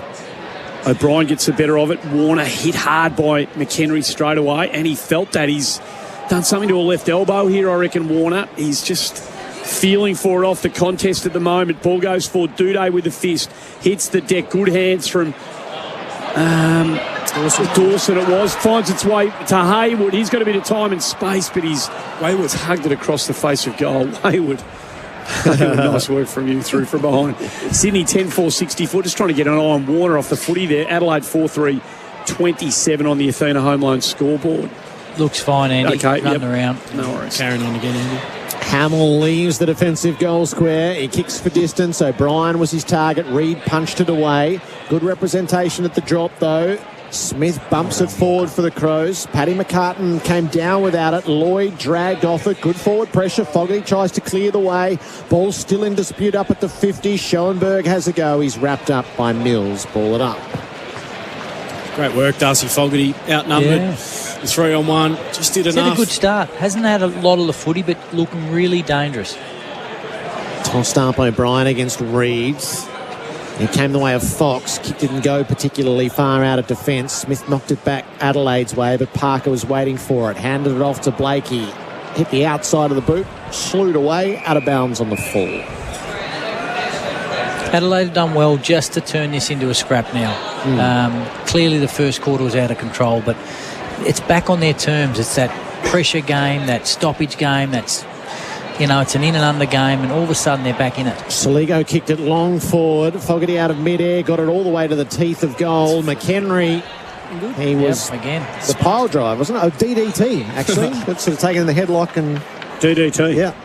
Add that to your suplex and your rake of the eyes. Right, we just need someone to come out and whack someone with a chair now. Just while he's lining up, guys, both sides are setting up a fifth player from their forward line. Blakey drops off McHenry and gives him space. Okay, and Dode's the spare for Adelaide. Ned McHenry, he couldn't quite curl that through, Leon, across the face. Go on. Yeah, so it's intriguing now. Both sides are playing a spare. And I don't know whether that suits the Swans at the moment because of what they did in the first quarter. Well, the longest they went goalless in the first term was 7 minutes of game time, Sydney. It's been 15 minutes in their second quarter since they've kicked the goal. So, as Leon was mentioning, they've certainly stopped Sydney's ball movement and consequently stopped them scoring. Fox, short, back to Rampy. Across the face of the goal they defend, they go to Blakey. Still in defensive 50. Now he can move it down the line. 1v1 Franklin. Murray with him. Free kick. Just did the bit of early work, Murray, that was against the rules, said the umpire. Franklin the free kick. Finds Clark down the line. Franklin running past, wants it back. Clark thinks about it, decides not to. Franklin always aggrieved when he doesn't get it back. Should have given it. He goes down the line now. And another whistle on play. It might be going Reid's way for interference against O'Brien. Reid was certainly leaning in. O'Brien allowed to play on when he didn't go back over the mark. as the umpire was trying to bring him back over the mark, and he finds Papley. Usually so pedantic about that too, the umpires. The quick pull of the trigger. That's what Sam Reid does well when he is in the ruck, dragging Riley O'Brien forward, forcing him into a contest and winning it. Papley from about 48. He's got a couple on the board. He comes in. It drifts left to right across the face. Won't get there. And off hands it goes from the defensive spoil from Duday through for a behind. So it's hard work all of a sudden for the Swans. 10-5, 65, 4-4, 28. The Adelaide Crows at Athena Home Loan scoreboard. 9:51 to go in the second term. So just beyond the halfway mark on the Makita rule, the outdoors clock. Smith leaves the goal square and pumps it into play. Blakey had a fly at the pack. Thilthorpe controlled it well, though. Underneath, Saligo hit it on the fly, but it's not much of a kick. It wobbles towards the boundary and bounces over. Didn't give Miller much of a hope as he was leading up towards it against Lloyd. Boundary umpire just dries the footy on the shorts. Doing the players a favour. Hooks it back into play. Thilthorpe and Reid go to work. Thilthorpe to tap. Taken though by Rowbottom. Hand passes to McInerney. Tried to get it back to Heaney, who's under pressure from Laird. McInerney again. Breaks away. Good turn of acceleration. Changed his mind on the hand pass and ran too far. He's left hold in his head. First option's a good option. Keys with the resulting free kick. Loops around onto his left. Runs to the wing. Sets the Crows up to the hot spot. They'll have flyers. They never really got a jump at it, though, Fogarty. Underneath, Laird dumped off the footy. Thilthorpe got a snap away over the top of the pack and through for a behind. They're down by 36 on the Athena Home Loan scoreboard. Around the grounds for Kangan Institute. It's stalled a bit in Hobart as well. North 2-4, Hawthorn 9-3 down there. These two games following a pretty similar pattern. So Blakey plays on to himself after the behind. Goes to the member side of the ground. Puts it into the path of Amadi. Butts was with him every step of the way. Ball to ground level. Nice work from Parnell. Farms it out the back. Smith was feeling for it. Now they're out the Swans. Rowbottom to Amadi. Gives it to Gordon, who had his back to the goal. He was attacking. The umpire said he dropped the footy. Now that is red hot. He never really took possession and fumbled it too. Yeah. Didn't really take it to drop it, did he? Let me have a look at the easy debit replay. Maybe the umpire suggesting you did have it, and that's the interpretation, right, Coons? That you did have it and then you pretended to fumble it knowing you were going to be tackled. No, he definitely fumbled it, Andy. I don't think he had complete possession of that. Cut the umpires a bit of slack there today, Coons. We don't do that. Righto. Not unless they're giving us the votes. Murphy marks, drives it up towards centre half forward, just into the arc of attacking 50. Miller farms it out off the deck, but a bit too vigorous to McHenry, who dramatically crashes into the boundary fence with ball in hand. We'll have a throw in. Berry's had some work done to his left knee. About to come back onto the ground. For Snaffle by now with bite-sized payments. Huge win. Ball thrown in. Walker, Reid. Warner at ground level. Can't do anything with it. In goes Keys. Busy. Laird pushed as he was about to kick it. Tries to find Murphy. Back to Laird. Hammered as he kicked that one to the top of the square. There to be won. Florent goes in. Wrapped up by Miller. Umpire said no prior. I'll have a ball up in the forward pocket out of the side of the ground, Leon. It's really dangerous here for Adelaide here. I mean, McHenry, Murphy, opportunities here. Tex a little bit shaky at Swans. Yeah, lost it. Florent is able to just kick out of the area. He'd probably get knocked off insufficient intent. Coming back, surely. No, his players were close enough to it. I've seen them paid for less. Yes, yep. It's right on the cusp as two players made a late run at it, including Heaney. Maybe with a bit of encouragement from a home crowd, it probably could have got that up. But not to be. Thilthorpe and Reid go at it. Left half forward for the Crows. Thilthorpe taps it down. Rowbottom does all the heavy bullocking underneath. Clark taken to ground by Murphy. Ball it up. He's only had the 2 disposals this quarter, Ned McHenry, but I just feel like he's been in everything. He's pressuring, he's getting in the face of the opposition. Lockie Murphy as well. They're both providing good pressure around the footy forward of it. Stevens and Jones had a good duel, and Stevens ended up with it, got it away to Warner, and there's a push in the back going Sydney's way. So the Swans will get a chance to bring it out of right half back. It seemed to have been pinned for a good few seconds. Actually, it's Dylan Stevens' free kick. Yes, he has footy in hand. The other around the ground just news today was that Kelsey Lee Barber won the Javelin World Championship, defended the title. So 2 gold medals for Australia in Oregon. World's best throw it was. The third round, it was magnificent stuff. Up to Parker, who works it on to Goulden. He dropped the mark, but just the edge of Sydney's game has come off, and Adelaide have played a good hand in that. Goulden got it back from Parker, but he was under duress as he fired the kick off. It bounced out the back, and Marty having trouble trapping it. Hand passed over his head and out of play. 65 place, 29, 6.5 to go in the second term. AFL Nation is for Macca's. Grab a creme brulee pie for just $1.50. I've always thought our field athletes are underappreciated.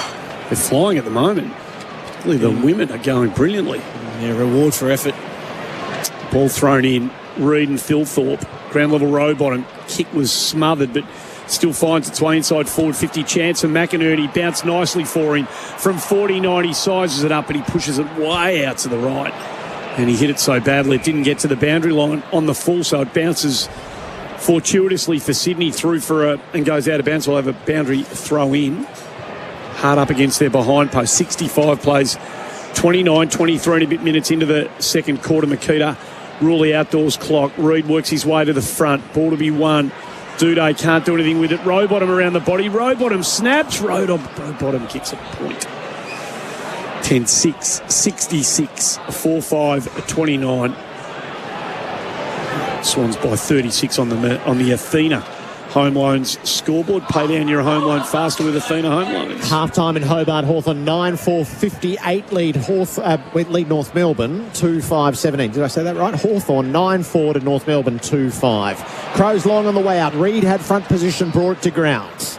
Stevens was able to get it from Paddy McCartan. Kick was cut off by Hinge. He's been dragged to ground. Keys works hard over the footy, but his hand pass goes the wrong way and a bit too fiercely. Papley away to McInerney. Guided the kick into the pocket, short of Heaney. It didn't work. Smith fights the good fight. Laird lends a hand. They might be able to clear the area initially. It took an awkward bounce. Blakey cuts it off. Repeat entry coming. Papley slipped to ground. Hand pass in hope. More than anything, it worked. Clark got it on the turn. Fired and goals. So the Swans return a little bit of proficiency to their game. Ryan Clark kicks his first of the afternoon. And the Swans bump it back out to 43 points. 11-6 to 4-5. AFL Nation for Tyre Power. Tyre safety experts week in, week out. Yeah, it's been a better quarter by the Crows, but just the last 3 or 4 minutes, just whether they're running out of steam. The Swans just wrestled the game back on their terms. Great goal from Clark, always good. And we had Dawson in the first quarter. He's now moved over to Smith. So he's playing that negative role, that negative half-forward role. And when you score a goal playing that role, it's like kicking 2. So good reward. Safety steal sheds. Stat winners individually. Laird leads all. Disposal winners 18. Parker and Goulden next. Parker working his way into the game with 16. Goulden 13. Then a bunch on 12. Berry, Blakey and Stevens for safety steal sheds. Back in the middle we go. O'Brien marginally the better of it. Followed up. Got it to Keys. Gives it to Laird.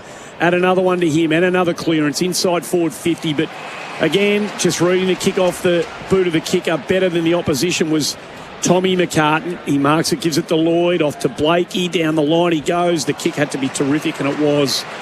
In between a couple of Adelaide defenders, it finds Hayward at half back.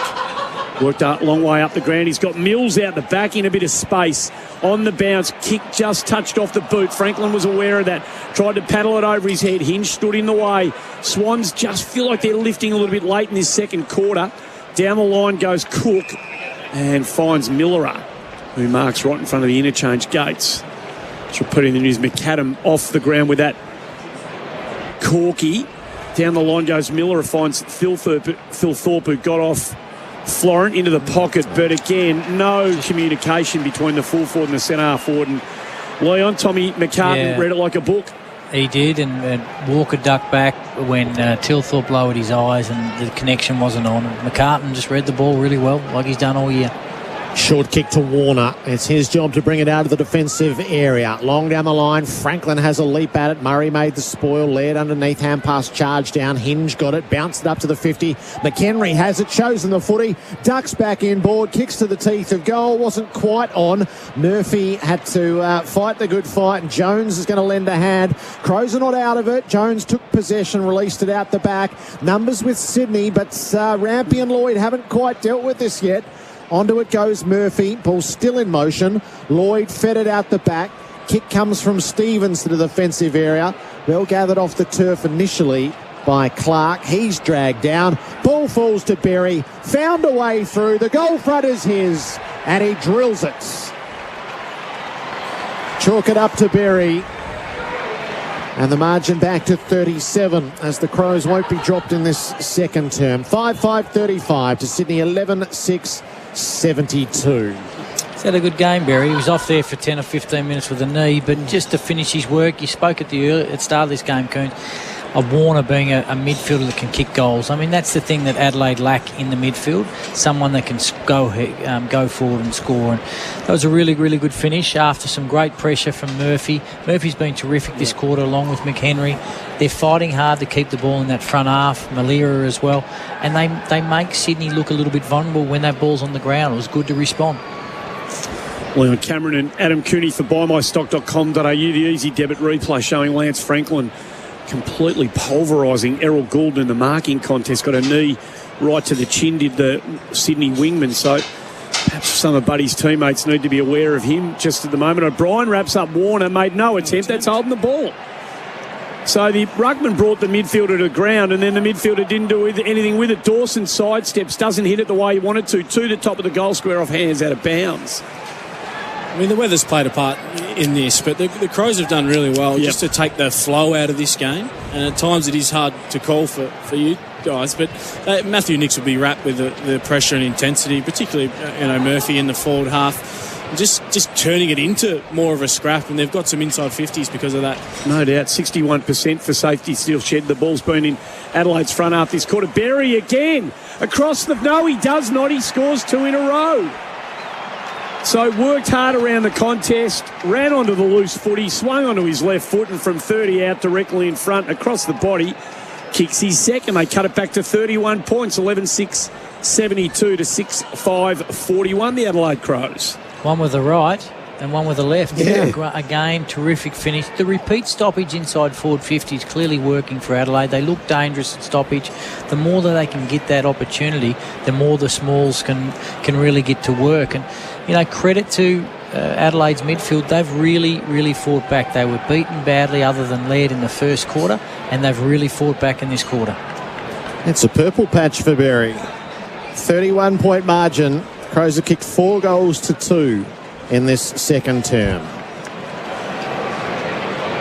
Slaps, no, they're throwing it up in the middle of the SCG with a bit of rain that's been had. O'Brien, Berry's really got a thirst for it. Hand passes it away. Schoenberg stood in the tackle, got some sort of kick away, didn't go anywhere near enough. Smith knocked it on Adelaide's way, and Berry can't help but get it.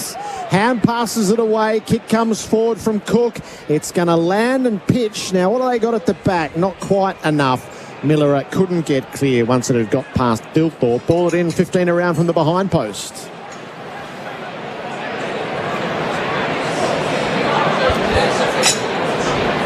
.2:22 left in this second term. Ruckman wrestled each other out of it.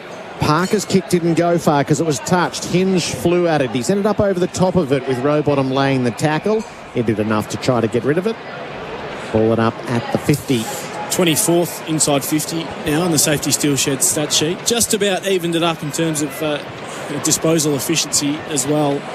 Sydney's still 18% in front in efficiency inside 50, but the Crows are certainly getting more looks at it. I like the midfield work from Berry and also Schoenberg starting to stand up in the tackles and look stronger around the contest. Secondary ball up. Hickey squeezed a kick down the wing. It got past Franklin, so it's to be dealt with. Good work from Butts. Came through strongly. Hand pass was good. Berry, just a rare mistake with the ball following him around. He couldn't quite gather. He was still fed to Smith, though, and the Crows will come forward. Not great direction in it, and Blakey for the second time. A lovely overhead mark for hangmytv.com.au. There's a beautiful stretch and great control. This is where they're starting to struggle now, though. Sydney, the flow in their game from quarter time to the second quarter is evident. Adelaide defending really well between the arcs, forcing them into slow play, shutting down their options, whereas Lance Franklin was running wild up the ground and they were getting really good looks inside 50. They've turned it into a real slogfest.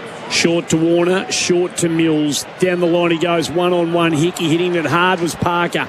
Berry again goes back to lend an important hand. Brodie Smith around the body, keeps it alive, up towards the wing position for the second time in a row. However, Blakey, good control, takes the mark, into the pocket, driving ball. He goes, Heaney's been quiet, but give him a look.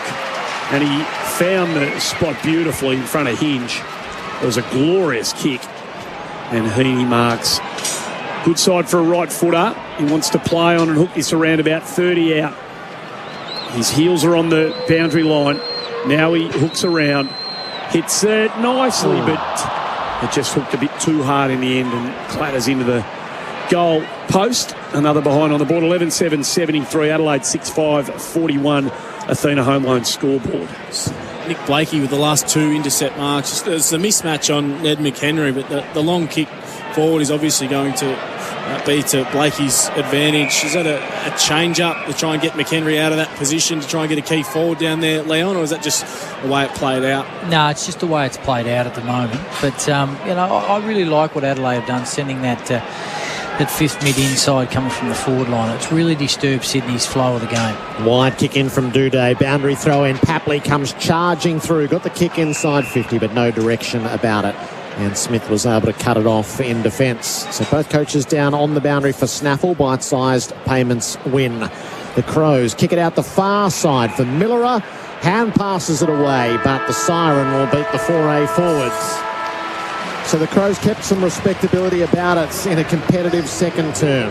It's the Swans by 32 points at the main break. Sydney 11-7-73 to Adelaide 6-5-41. Goal kickers Papley with 2. There are singles to Warner, Stevens, Clark, Heaney, Hayward, Mills, Reid, Goulden and Franklin. Well, for Adelaide, 2 each to Walker and to Berry, with singles to Laird and to Fogarty. We'll get the full thoughts of Leon Cameron coming up. But Adam Cooney, just give us a quick précis of your thoughts before we hit the break. Well, they were white hot in the first quarter, Sydney. They got stoppage goals from Reid, Papley and also Warner, and everything they touched turned to gold. Their efficiency inside 50 was through the roof. It was about 70% every time they went in there. They looked like scoring, and they turned it into a fight the second quarter, the Adelaide Crows. It was a gallant effort. I wouldn't say they got on top around the footy, but they mashed it with Sydney. When the rain started to come, it certainly affected the way that Sydney were able to move the footy. So they go in at half-time with their heads held high. Some good forward pressure from Murphy. It was terrific. McHenry got in the face, and Rory Leder's been huge in the first half. Full thoughts coming up with Leon Cameron and Adam Cooney. In Hobart, it's Hawthorn by 41 at halftime over North Melbourne. At the SCG, it's Sydney by 32 over Adelaide. The Swans game is brought to you by Bingley, Australian family owned for more than 65 years. AFL Nation for Icon Services, solutions that matter. That quarter on AFL Nation was for McDonald's. Warm up with an apple pie at Macca's.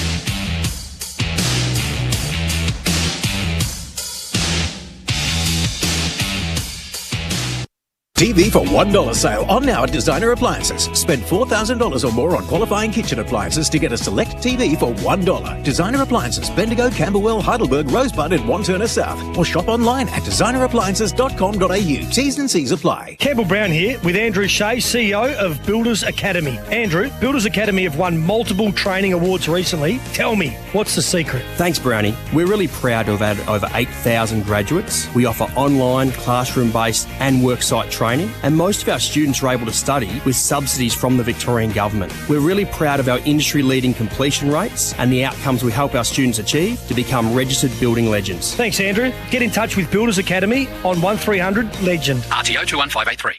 Sasha has a restaurant. Her challenge. Renew her business insurance policy and save money.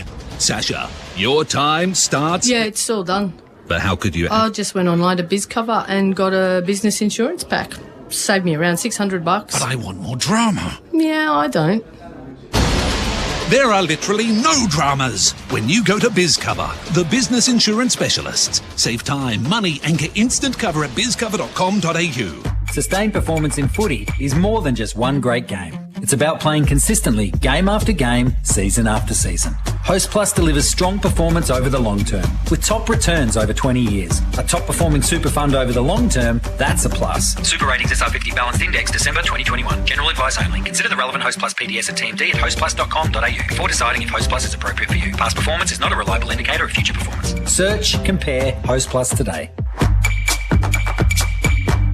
Whether you've driven to work, caught a plane, hit the pub, or watched the game this week, you would have seen a big screen video installation along the way. We entertain audiences with our innovative big screen solutions. Visit bigscreenvideo.com.au to see how BSV can bring your space to life.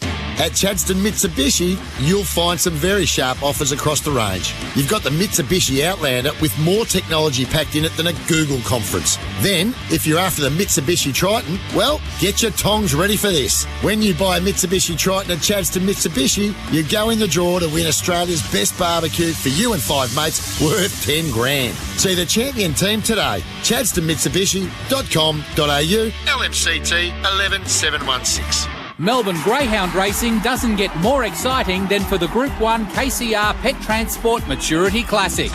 The big prize is just one sprint away, so be at the Meadows for the final. Today, the Greyhounds are racing for $100,000, while you can enjoy free general admission entry or check out their dining packages for the best seats in the house. Don't miss the Group 1 KCR Pet Transport Maturity Classic final today. Book now at themeadows.org.au. 2 100% Aussie Angus beef patties, tasty cheese and chunky tomato relish. Macca's Mighty Angus doesn't just have might, it has height. Available after 10:30am for a limited time. Imagine feeling great about going to work every day. That's how the team feel at City Power. If you're interested in the electricity sector and want to learn more about apprenticeships at City Power, then join the team for a free day at the G for the Collingwood-Port Adelaide game July 30th. You'll meet some of the dynamic team inspired to deliver a green future, plus mingle with former AFL superstars with all hospitality included. Enter now on the I Can Win page at sen.com.au.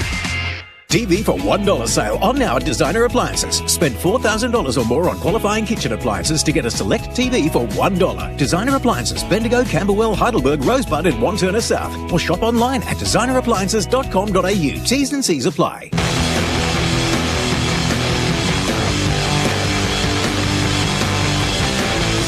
You're listening to the 2022 Premiership season on AFL Nation for Beaumont Tiles. Hybrid flooring in store now. Deep forward for the Swans. Ruckman shared it. Pulled away by Schoenberg. Hasn't cleared the area though. Mills up to meet it. Got the kick away. Yes.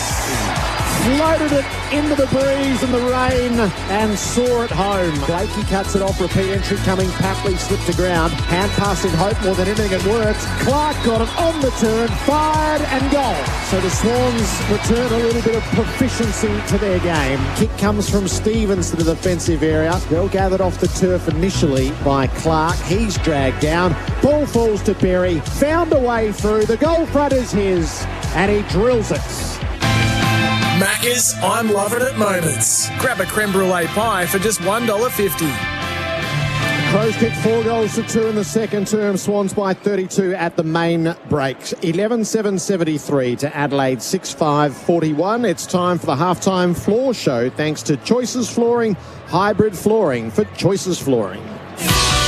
The Choices Flooring Halftime Floor Show. Choices Flooring's Abode Hybrid Collection. The water-resistant flooring choice. Leon Cameron, give us your thoughts out at the SCG. Yeah, look, as the rain sort of tumbles down a little bit heavier now at half-time. I mean, clearly 9 goals to 2 is a fantastic first quarter by the Swans, but the second quarter to turn in an arm wrestle, 4 goals to 2 for the Crows. They'll be really happy, as Coons mentioned before. it was just a really good workmanlike performance for 30 minutes from Adelaide. Berry and Laird in the midfield on top. They hit the scoreboard. One's kicked 2, one's kicked 1, but they've got plenty of footy there. They probably just epitomised the quarter of the Crows. They outworked Sydney's midfield after Sydney clearly were on top in the first quarter.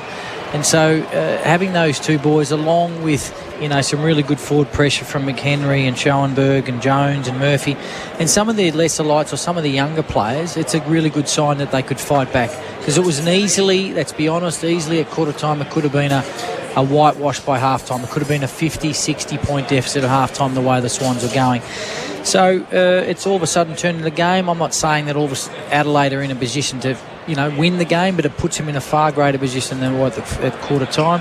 For the Swans, they'd be a little bit disappointed with 15 or 20 minutes of that quarter. It was like they're that far in front, 42. When they kicked the first one of the second, I think they were 48. And it was like, okay, how far? And everyone probably just dropped off 5%, which happens a lot in footy, and momentum went back to the Crows. But they're still a very classy outfit, and the coaches will be challenging the Swans players at half time just to respond in the manner that they did in the first quarter. So, but all in all, it was a really, really good quarter of footy by the Crows, and hopefully they can maintain that rage and turn it into that game that they want, which is a bit more scrappy, a little bit more pressure at the footy, and hopefully this rain helps them do that.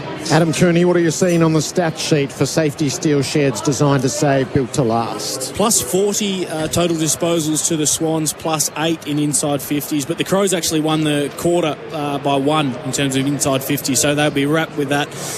Plus 15 contested possessions, plus 21 uncontested possessions, plus 25 in marks, and plus 12 in tackles. So whilst the stat sheet is one-sided, they certainly got the game on their terms in parts of that second quarter. So it was a great effort by the Crows, particularly to win the inside 50 count after what was a horror first term.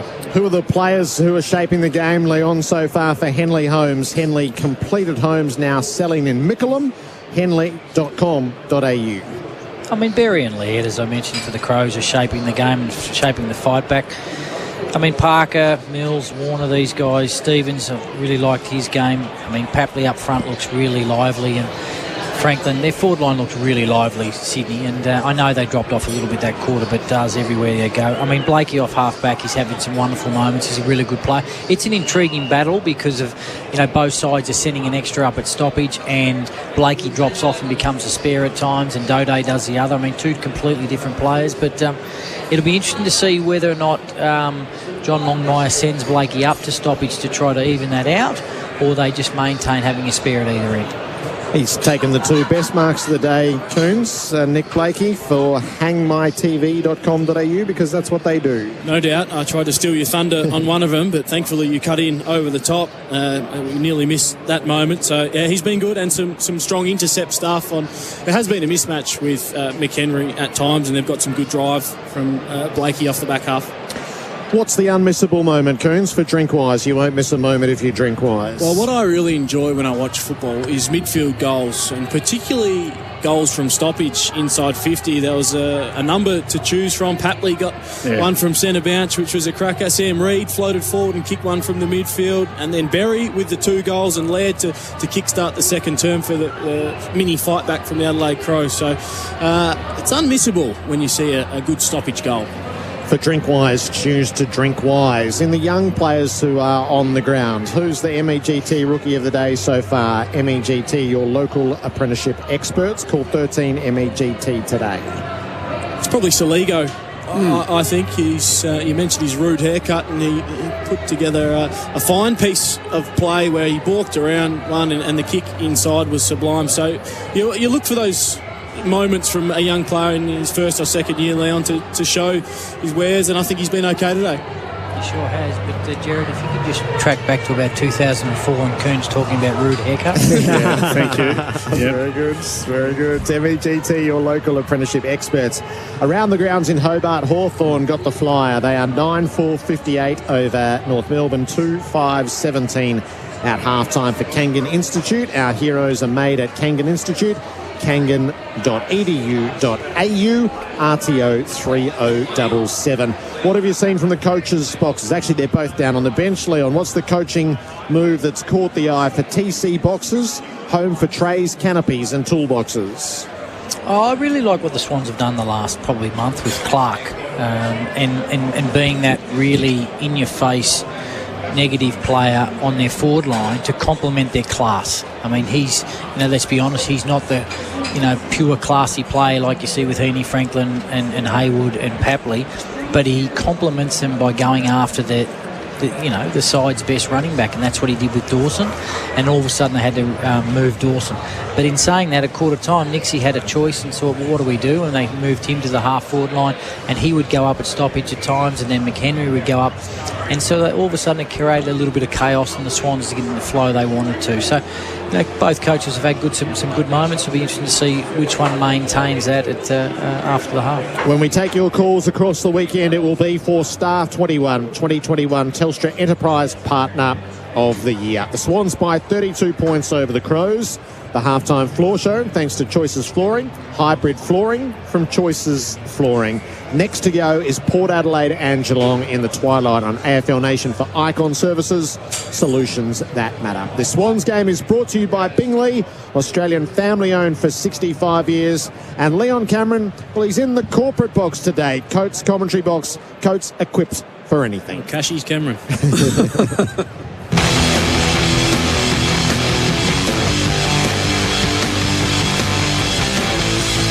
Listening to the 2022 Premiership season on AFL Nation for Beaumont Tiles. Hybrid flooring in store now. If your business has stock that you just can't move, buymystock.com.au. Make your unwanted stock problems go away. Visit buymystock.com.au today. We buy stock that you can't move. Buymystock.com.au. TV for $1 sale on now at Designer Appliances. Spend $4,000 or more on qualifying kitchen appliances to get a select TV for $1. Designer Appliances, Bendigo, Camberwell, Heidelberg, Rosebud and Wantirna South. Or shop online at designerappliances.com.au. T's and C's apply. Safety Steel. Time to get real. Tim Watson here. Can you remember as a kid painting goals on the side of your dad's shed and shooting for goals day after day?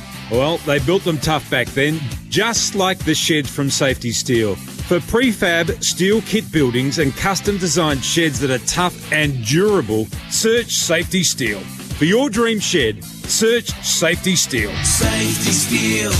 Time to get real. Installerine, Installerine, Installerine. For the hottest of hot party you've ever seen. Rain comes on steady, hot and strong. It just keeps on and on. Ask your plumber about Rheem's advanced stainless steel water heaters with 12-year cylinder warranties. Installerine. Accept nothing less than Australia's best. From first-time browsing to big-time arousing, Sexyland is all about fun. We have Australia's biggest range of sexy costumes, couples' toys, fun gifts and games for adults. And our team of fun specialists are always here to help in-store and online. Sexyland 11 stores open 7 days until midnight in Melbourne and Geelong, or shop online and get 2-hour delivery. Take me now, I'm coming. Take me now, Sexyland. I've seen all sorts of sheds in my time, but if you're after a shed, you'd better get moving because the price of steel is heading up. Best Sheds is a family-owned business that have the best sheds with a 20-year manufacturer's warranty. They stand by the quality and durability of their sheds for your peace of mind. So come on, team, let's hit the sheds before we get hit by the price rise. Best Sheds, 100% Australian-owned and manufactured. Visit bestsheds.com.au.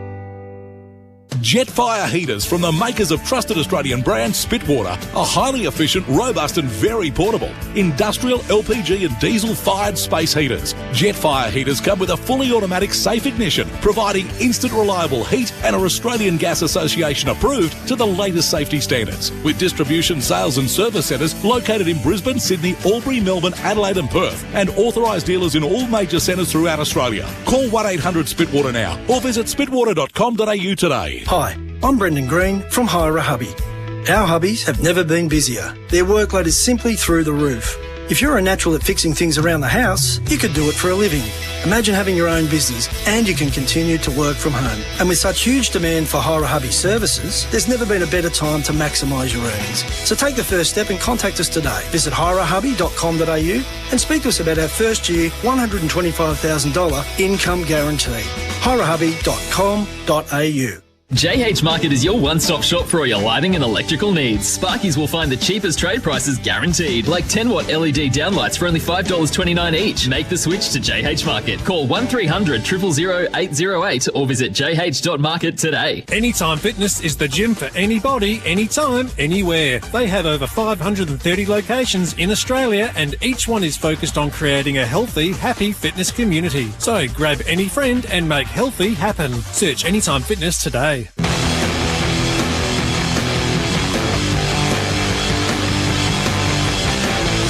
You're listening to the 2022 Premiership season on AFL Nation for Beaumont Tiles. Hybrid flooring in store now. Both teams back out after the halftime break here at the SCG. Spirited second quarter by Adelaide saw them cut the margin from 42 to 32 at halftime.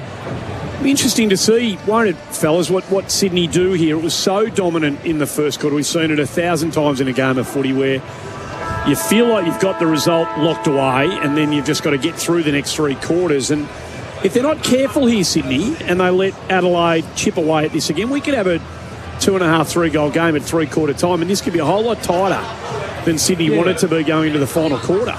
Which is a challenge for, Adelaide's enthusiasm going into the halftime break would be at a high level, and so they need to put some scoreboard pressure on. If they win the quarter by a goal or two, as you just mentioned, Andy, then all of a sudden Sydney have got something to think about. But if the Swans coaching staff probably would have challenged the guys at halftime, and if the Swans come out and play like they did in that first quarter, they're not going to kick 9 goals, probably not. But if they have that great intent, and all of a sudden the game could be over again by halfway through the third.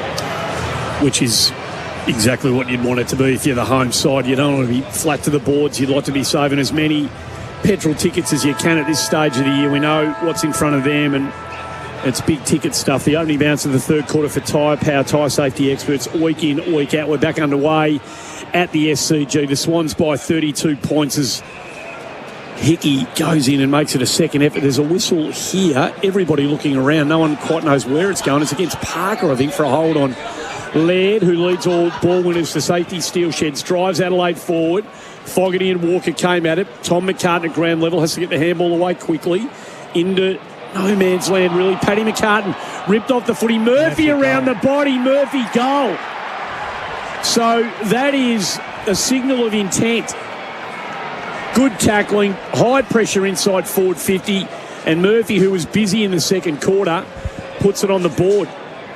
Adelaide 7-5-47, Sydney 11-7-73. Victoria Police Assistance Line scoreboard. And it's that man again in the middle of the ground, Rory Laird, with another big centre clearance, obviously come via a free kick. It's his 7th clearance for the match. Safety Steel Sheds stat sheet, and Murphy, who's been brilliant in the front half without getting a mountain of disposal. Their pressure after quarter time, particularly inside 50, has been a feature of the game. One of the main reasons why they've been able to get those re-entries and some scores off the back of that high pressure game. Great forward pressure from Tex as well. Looking at the replay for Easy Debit. Join Easy Debit today. The McCartans have probably had the better of him, but he was able to tackle and knock Paddy off the footy. Scrap for the ball in the middle. Warner had it momentarily, ripped from his grasp. O'Brien to Laird. Crows out the front. Kicks for Tex. Got it. Juggling acrobatic mark. Tom McCartan doesn't like it. Not quite sure what he's blowing about. I don't know what he doesn't like, because he didn't get a hand on it. Is that what he was trying to claim, that he touched the footy? Surely not. It's a good question you said before, Coons. The Sydney Swans, very rarely go to a run with play in the middle of the ground, but Laird is the best man on the ground currently as we speak. He's had 22, 23 possessions, 5 or 6 centre clearances, and he's single-handedly bringing Adelaide back into this game. Taylor Walker is kicking from his third, comes through the 50, launches the right foot drop punt. That's a shocker. It swirls away from goal. and through for a behind. Margin is 25 points on the Victoria Police Assistance Line scoreboard. Is it Clark to do the job there, do you think, Leon? Because, I mean, they've done really well to shift Dawson around to try and almost move him away from Clark as often as possible. Could he go in the midfield and play that role? No doubt. I mean, he's a midfielder playing as a negative half-forward flanker, so they could call on him. The only challenge is it means that Parker, or some of their jet midfielders has to go out because it consumes a spot, as we know. Slow ball. That's the decision they have to make. Sorry, Leon. Slow ball movement again out of defensive 50 for the Swans. Ends in a 1-on-1 at centre wing, and Franklin can't mark. The ball goes out of bounds. We'll have another reset here, and Adelaide will fancy themselves. The stoppage work has been increasingly good throughout the game. O'Brien drops it down to Keys brilliantly. The handball threads through out the back now. They get it to Laird again. Up towards half-forward. Saligo was in the middle of all that at ground level. Heaney, they could do with a lift from him. Drives it up towards centre wing position. They come at it. Murray's been good. Franklin the crumb. Feigns to go in ball with the handball. Then he goes backwards to Parker, who's wrapped up. Dispossessed. The umpire said play, and it was knocked out in the tackle. O'Brien clever. Gets it to Laird again. Down the line with a tumbling ball. Fogarty has to work onto the footy. Blakey had to step on him. Handball over the top to Paddy McCartan, but he professionally fumbles the footy over the boundary line in front of Ned McHenry. Their pressure's on Adelaide. They're just their ability to pick off the receiver is first class in this early part of the third quarter. Goal here and make it interesting. They've kicked the last 3 of the game. They've kicked 5 of the last 6 of the game.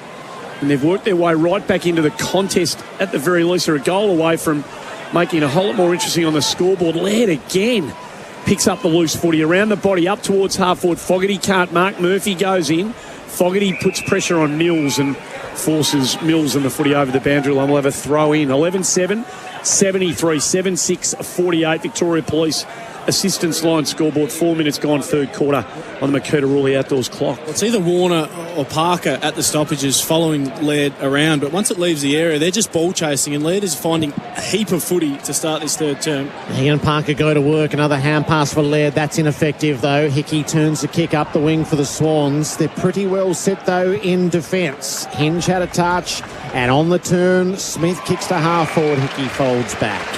And just too tall in the pack against Murphy, takes the mark.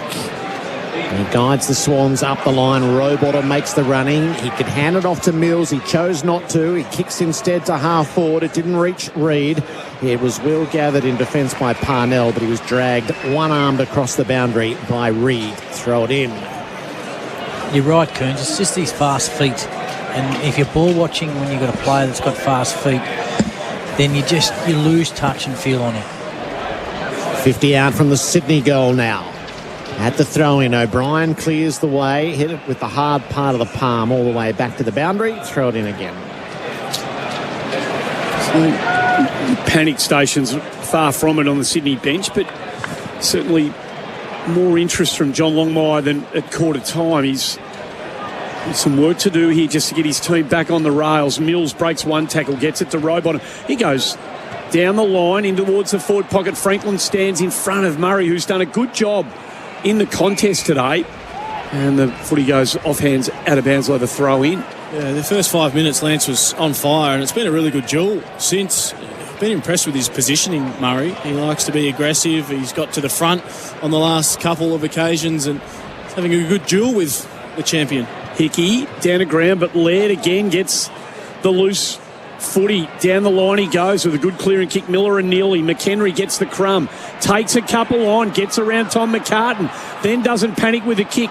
Choose the option. Wanted Jones at centre half forward. Desperate stuff now from the Swans in defence. Paddy McCartan goes back. Fogarty made him work hard for it. And the clearing kick comes out to Tom McCartan. He goes to Warner, handball. Warner comes inboard, got the run provided, and he finds Lloyd on centre wing. He's lucky not to get the play on call, Lloyd. He sweeps the hand pass inboard, taken low down and given to Mills by Florent. Kicked it straight into the man charging at him, Murray. Ball ricochets back into the middle of the ground, so the Crows are a great chance here. McHenry puts it out in front of Tex, just needs Fogarty there as support. From centre half forward, goes bang and misses to the right. Slides it through for behind. The margin is 24 points. I've just had a vision of our future. If Murray takes the points against Franklin, my God, we'll never hear the end of it. Who is? We need Lance to kick 4 in a hurry. Smother, too, who coming off, affecting the play, and nearly get a goal because of that 1%er. Sydney exit defensive 50. O'Brien's really putting in here. The big Adelaide ruckman at ground level. Schoenberg tracks the footy into the interchange gates, and it goes out. A bit of a dust up around the grounds for Kangan Institute. Bit of a dust up in Hobart. Not much to see there. 46 points the margin for Kangan Institute. 1-3 TAFE down there. Ball thrown in. Clark. Berry again really worked his way into the game in that second quarter. Drives and back inside forward 50. Down to ground level. Murphy drops the footy comfortably so, and with some intent, I would have thought. And the ball goes out of bounds before Rampy can drive Sydney out of defensive 50. We'll have another ball in. Keen for an extra few seconds rest there, Dane Rampy. After the ball clearly gone out, umpire blew his whistle, just booted it 50 metres away. Give his defenders an extra rest. 24 points the margin. 8 minutes into the third quarter. It was 48 at one stage in that second quarter early after Mills kicked the first of the second, but it's been pretty much all Adelaide since then. They come forward against Soligo on the left. Goes inboard. McCartan can't trap it. It was a live ball. Mills went and got it. Gave it to Stevens. Hacking ball on his right foot up towards wing position. There to be won. Papley comes in against the trend and the tide he goes. No one really came at him, so they gave him a bit of time to work his way through it. Then Soligo got the tackle. Papley threw it. Then he throws it again. And on the second of the two, the umpire sees it and awards the free kick to Tom Duday. He really did. He was taking the mickey there. Duday went a long way backward, put it through Parnell, now out the far side to Jones. He's on a bouncing run out of half-back for the Crows. Well-weighted ball for Keys. They are motoring ahead of him. Keys has held it up, though. It'll be a static play long down the line. Keys hugs the boundary with the kick. Fogarty had a fly, knocked out of his grasp by Paddy McCartan. And you said before that no panic stations for the Swans, but they can't move the ball like they did in the first quarter. The spare, Doday's been the spare the entire time, and so when Papley hesitated, he's seen Doday just on his own. So they need to look at that, whether they go back to 6v6 forwards so they can, even the numbers up. At the stoppage, Rowbottom knocks it backwards, and McInerney with a kick into the centre square. Ball is in disputes. It's pretty well trapped by the Crows, and Duday fires a kick up to centre half forward. Dropped by Walker. It falls to the advantage of Schoenberg. Takes the flying snap and misses to the right. 23 points down, and they might be a little bit closer, the Crows. Victoria Police Assistance Line scoreboard. So they go short to Lloyd. Back out the members' side of the ground they come, but a one-on-one win then for Hayward against Hinge is against the flow here. Adelaide getting the better of these 50-50 skirmishes. Hayward had the short on. In the end goes a bit longer. Over centre wing, he kicks the footy up towards Franklin at ground level. Hickey doing the roving. Farms it out to Clark. His kick batted down. Ground level. Ball there to be won. Schoenberg not pushed in the back. The umpire says Plone. Mills the handball. Clever stuff out to Stevens. Driving ball 1v1 top of the square. Gordon got hung on to by Jones. Umpire said play on. Parnell wrapped up by Papley. Ball comes out. Papley hunts it. Gets it to Amati on the half volley. Has a look chest on. Pulls it across the face through for a behind. Couple of kneelies there. The Sydney Swans fans thought they should have had a free kick. Absolutely. Very, very, very stiff, Gordon. The arm on the replay for easy debit, Leon, shows that it was red hot. 11-8-74, 7-8-50, 24 points the margin. Victoria Police Assistance Line scoreboard. Long kick into play was really going nowhere other than out of bounds. Off hands. It's out at half back for the Crows. John Longmire's out of his seat down on the bench. For Snaffle, bite-sized payments win. Right half forward for the Swans at the throw-in. Laird checks back in from the bench. Parker and Laird to work. Parker with a hand pass to Heaney. Drops the kick inside the 50. Franklin used the body to try to open the way. Smith kept him off the ball. Murray gets back onto it. Bundled over. Ball stays in motion goal side. Amati threatens. Hand pass to Papley. He's out the back, but the snap's no good. He had a scent for it. That couldn't quite convert. Swans by 25 with a couple of behinds as they look to get some flow back into their game. So they have been lacking flow, and you mentioned, Leon, that Duda is the spare back there. Do they feel like they want to get numbers around the footy because everything is long down the line? There's a lack of creativity in their game at the moment because of that spare Duda that they keep kicking it to. Yeah, absolutely. I think to the Crows' credit, their hardness and their energy around the contest has been first class. And so I think the Swans don't want that to be overrode by that. So they're making that choice, even numbers around stoppage, +1 either end. So, but if they're not scoring, they might have to go back to 6v6. It just worked so well for them in the first quarter. Took a critical tackle from Dylan Stevens to stop another foray forward from Adelaide. He won the free kick. He drives it up towards Reed at ground level. Butts runs into the Amati tackle. Made no attempt at all to get rid of that. Wanted the tackle, and the umpire cuts him a little bit of slack there. 30 out from the Sydney goal. Ball thrown up. O'Brien beats Reed. Ground level Heaney read it better than anyone. Runs onto the loose footy across the face of goal. He's hooked it too dramatically. Amati and Butts again close to the boundary line. And again, Butts wanted the boundary line. Amati pleads the case, but you're not going to get that out of bounds. It goes. We'll have a throw in about 25 out from Sydney's goal. Ball to be tossed in. Conditions terrific now after a bit of a shower in the second quarter. Shallow throw in O'Brien towards the boundary line with footy and Reed, and it goes out of bounds. We'll have another ball in. 11-9, 75 to 7-8, 50. Use the police assistance line for non-urgent situations. nearly 14 minutes gone. Third quarter for Makita. Papley, ground level on his left. Good purchase. Right to the line, but it was hooking across the face of goal and through for behind. It goes. 11-10, 76 Sydney, 7-8, 50 Adelaide. They look right on the cusp of landing a couple of big blows, the Swans. A repeated series of attacks. Smith's trying to clear the area on the kick in for the Crows. He leaves the goal square and kicks long down the broadcast side. Bilthorpe flew underneath Saligo, released the hand pass. Dawson to Keys, bouncing ball wide to the 50. Paddy McCartan and Tom McCartan, so they're lending a hand there as Lloyd to keep it away from Tex. He pumps it back to halfway, but Dawson was favoured by it. Warner thought he had a case of being shepherded out of the contest. Umpire was having none of it. So Dawson takes off to his left, pumps it back toward the 50. Fogarty has a fly, knocked away from him. Lloyd squeezed the kick out to half-back. Parker dived at it, didn't quite deal with it. Dawson's on the spot again. Crows are happy to walk it over the boundary. And it'll be, yes, it's either a throw or the walk over the boundary has cost the Crows a free kick. So that's Dylan Stevens with ball in hand. And wheels out onto the left boot, kicks the Swans up to half forward. Goulden in front, knocked away from him and back over the boundary. So no damage done. 76 plays 52. Sydney lead at AFL Nation for Tyre Power, your match day favourites for tyre safety. What would be pleasing for Adelaide was all slow plays now for Sydney.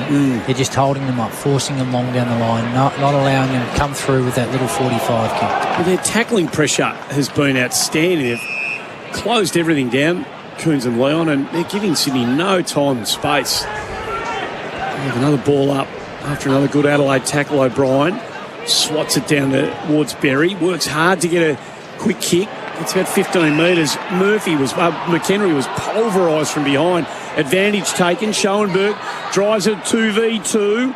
Ball to ground level. Right. Lovely crumb. Miller runs into the open goal, cuts across the face and pops it through. So now it's getting a little serious for Sydney.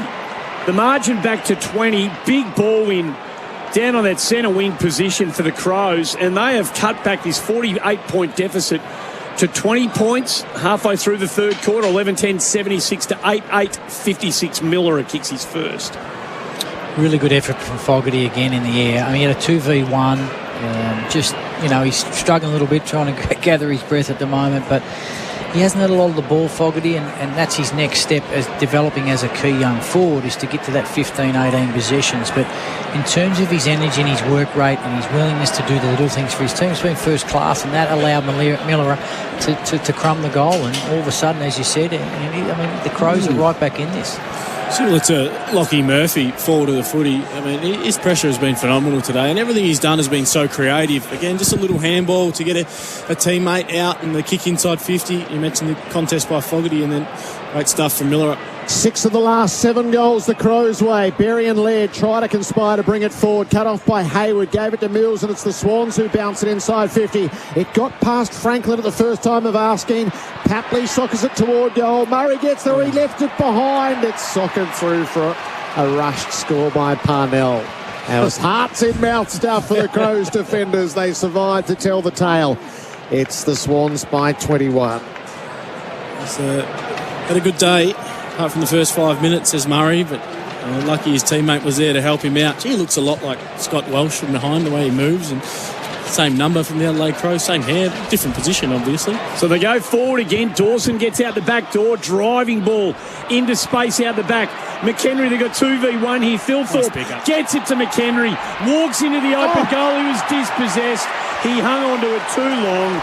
He didn't have the toe to get away from Blakey, which was a 10 out of 10 tackle, by the way. A goal-saving tackle.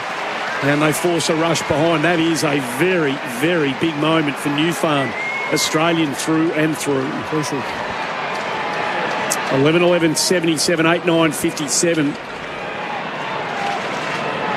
Do you get a bit annoyed with McHenry there, Leon, or you just got to dip your lid to the better man? Fantastic tackle from Blakey. I don't think maybe he should have had the ball in his boot a little bit earlier. Yep. But, look, it was a super effort from Blakey to make up the ground. Florent and Fox bring it beyond the defensive 50 for the Swans. And now up to McInerney. Fox wanted it back on the fly. He didn't give it. McInerney instead kicks for half forward. Heaney in the contest. It was initially knocked away by Hamill. Heaney is back onto it, though, to Parker. He feeds the hand pass backwards, and Fox with a chance to direct the play. Not 15 to Parker, who's a bit slow to see the call. Hand pass to McInerney up inside the 50. Reed, unimpeded fly. Swans worked it well around the outer wing. Oh, footy can be cruel, can't it? That should be a 15-point goal, 14-point game, and this could be a big kick, this. Yeah, just a brilliant individual effort, and just held on to it the touch too long, McHenry, and then methodical build-up from the Swans to work it along the boundary forward, and then Reid allowed too much space inside 50. Sam Reid from 45 metres out, hit it at the right-hand post and misses the wrong side of it. Still goalless in this third term, the Swans. Their lead is 21 points. The Makita rule the outdoors clock says there's 7 minutes and 17 seconds to play. Plenty of time left, and there's another dust-up down in Hobart. This one's a bit more willing than the previous one for Kangan. There'll be some collateral damage out of all of this, I suspect, when the MRO get a look at it. Sydney pump it back inside forward 50 into the hands of Butts. He couldn't mark. There's a whistle here. There's a free kick going against Franklin. He's getting a bit frustrated here, Bud. Murray doing a really good job. He's getting body on him early, and Franklin getting a bit fractious. Murray comes long and strong to the members' side of the ground. Big pack, big fist from Blakey. Rowbottom gets around him, and we'll have a boundary throw in front of the interchange gates. Still plenty of time left in this third quarter. One of those games, if he does take the points at the end of it, Leon, that he'll feel at home at AFL level. Took on the champion, Buddy Franklin, and get some huge amount of confidence out of that. Reid down to Parker. Quick kick in towards half forward. Franklin comes at it hard, just drops it down to Goulden. Clever stuff. Goulden had some time and space. Top of the square, couple of 1v1s. Got to be good here. The Crows, the big fist, and it goes through for a behind. I mean, the back seven of the Crows have been terrific after that initial first quarter. I mean, keeping the Swans to 2 goals and well over a quarter and a half has been superb. And the young defence are just having some really good key moments, as you mentioned about Murray, Butts, Dode. These guys are going to value this experience that they're having today. Leon Cameron for buymystock.com.au. Margin is 22 points. Hamill with the long kick back into play. Murray was able to gather it, give it to O'Brien, kick the Crows down the wing. Strong mark taken by Dawson, yes, the former Swan. He got it all the way to full forward. Blakey tipped it up away from Miller. He's tackled the ground this time. Good strong work from Cook. He tried to give Murphy a play at it. He's been dragged toward the boundary. Throw it in. Because the extra of the Crows extras coming up the ground, now Sydney are dealing with a 5v5 in the back end. That's why they're getting out the back on a number of occasions here. Really good coaching from Nixie. 30 metres out from the Adelaide goal front. How they would dearly love this goal to put it back inside the teens. Reid took it out of the ruck, then got caught, lucky to get away with it. Keys does the heavy bullocking underneath, but the hand pass didn't find a teammate. Papley comes through, risky hand pass. Gordon tried to knock it on, just about had a fresh airy. It deflects over the boundary for a throw in. Fair case for holding the ball, the Adelaide Crows there. She looked at it, didn't taking it out of the ruck, and it sure did. Sure he disposed of it correctly. And plenty of latitude on that. The refashioning of the rule, about the third iteration of that we've had. O'Brien and Reid. Laird back into the fray underneath. Hand pass to Parnell. Got it back, but he was under pressure from Parker. Warner comes storming through the wing. Has a bounce. Full stride. Let's fly for Franklin. Got it in the pockets. The Chad. What a kick. It's their most damaging moment since the opening turn. It's really been the first time they've broken a line since the first quarter. He hasn't been his usual self. Not any mate can kick this goal. Franklin loops into the field of play. All class. He curls it through. And the Swans at long last answer on the scoreboard at least. They push the margin back to 28 points. 12-13-85 to Adelaide 8-9-57. A crucial moment for New Farm, Australian through and through. Somewhere Cornsey just kicked something. Geez, a good kick, wasn't it, Leon, at full tilt? Yeah, to get balance up and then drop it in that hole for Franklin. What a kick from Warner. Absolutely. Look, Laird's been absolutely first class, but Warner pounced on the smother, and then clearly we know his power and his leg speed, and to break a line, especially late, and then to deliver a weighted kick that's about 45 metres to a full tilt Franklin, it was fantastic, and Franklin just measured it up really well. Haven't seen that a lot today from Chad Warner. Been huge over the last few weeks, but if he can get going, look out. Much needed. Laird gets the Crows forward again, inside forward 50 from the restart. And Paddy McCartan took the mark. He wasn't sure that was going to be paid, so he played on straight away. The umpire said, no, you weren't with me, so I'll give it back to you. He goes sideways and particularly short to Robbie Fox, who holds his spot in this team for a good run of games now. Fox doing a job. Down the line he goes. Can't find Rowbottom with the kick. Warner goes in and gets the loose footy out to Parker. Looping handball to Stevens. Gets away from Berry just in the nick of time. Kick was affected by the tackle. Desperate stuff from Berry. Out of bounds the footy goes. Half forward flank. Outer side of the ground for the Swans. 85 plays 57. AFL Nation for Ty, Power and Maccas. That goal incidentally moved Lance Franklin ahead of Gary Ablett on the all-time goal-kicking tally. There it goes. Florent runs onto the crumb, wrapped up by Laird. Not the prolific tackle numbers this week from Rory Laird, but he's 9 clearances, 5 tackles, up to 31 disposals, 700 metres gained in the game. So he takes another one down, Lance. How many has he got to go? Well, he's now 5th. Ground level. Laird almost another one. Hinge. Tackled, got rid of the footy. Rowbottom, the hard tackle, the kick was affected only as far as Florent. So I think he gets Doug Wade, who's 25 further afield. Kick long inside the 50. Spoil made by Murray. Laird was there to lend a hand. And then Berry laid the tackle on Heaney, who never had it. He dragged him out of the contest. But it feels like Jason Dunstall, Gordon Coventry and Tony Lockett are too far away, unless in his fourth year at Collingwood, when he really catches fire at the age of 40. Then that could be really something. Two other Dacoses playing in the team. There's four of them in the Collingwood midfield, just kicking it down his gullet every 5 minutes. This to go back beyond the 5-goal threshold for the Swans, as they've steadied up late in the third term. 45-degree angle to the left. Isaac Heaney, right foot drop punts. Yep, that'll do. He curled it in at the right-hand post. Had a word or two to Sam Berry in the aftermath as well. Unpleasantries exchanged. Swans by 34, 13-13, 91 to Adelaide 8-9-57 as the Swans reassert themselves late in this third term on the Makita rule, the outdoors clock. That McHenry tackle is proving costly now, isn't it? I mean, 14 points and all of a sudden all momentum with the Crows. Yep. They've gone down the other end and kicked 2 in the last 3 or 4 minutes. So challenge back out to Adelaide, young side. They've thrown everything at them over the last 45, 50 minutes. You just don't want another one before three-quarter time. I just feel like that might have broken the spirit of the Adelaide Crows. It's been the experienced heads, Mills, Papley, Heaney and Franklin, just getting it done when they needed to in those crucial moments. Cameron and Cooney for buymystock.com.au. Back in the middle we go. They keep coming. Schoenberg drives it out of the middle of the SCG. They come out at Dawson, stands up in front of Blakey and takes a good mark.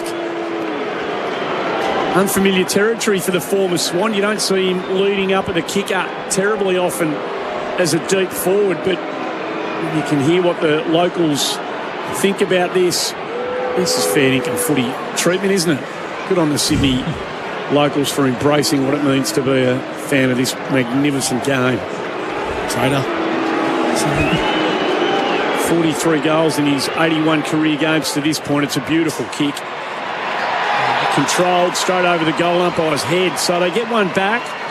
Still a bit of time left in this third quarter. Dawson kicks his first to answer Heaney's second, and they get it back to 28, 13-13, 91. Adelaide 9-9-63. Victoria Police Assistance Line scoreboard. So he's had 15 disposals, kicked the goal, safety still shed, stat sheet Jordan Dawson, but he's most damaging at half back. So they've, because of that tagging move from Clark, which has forced Jordan Dawson forward. So does John Longmire take the points on that one?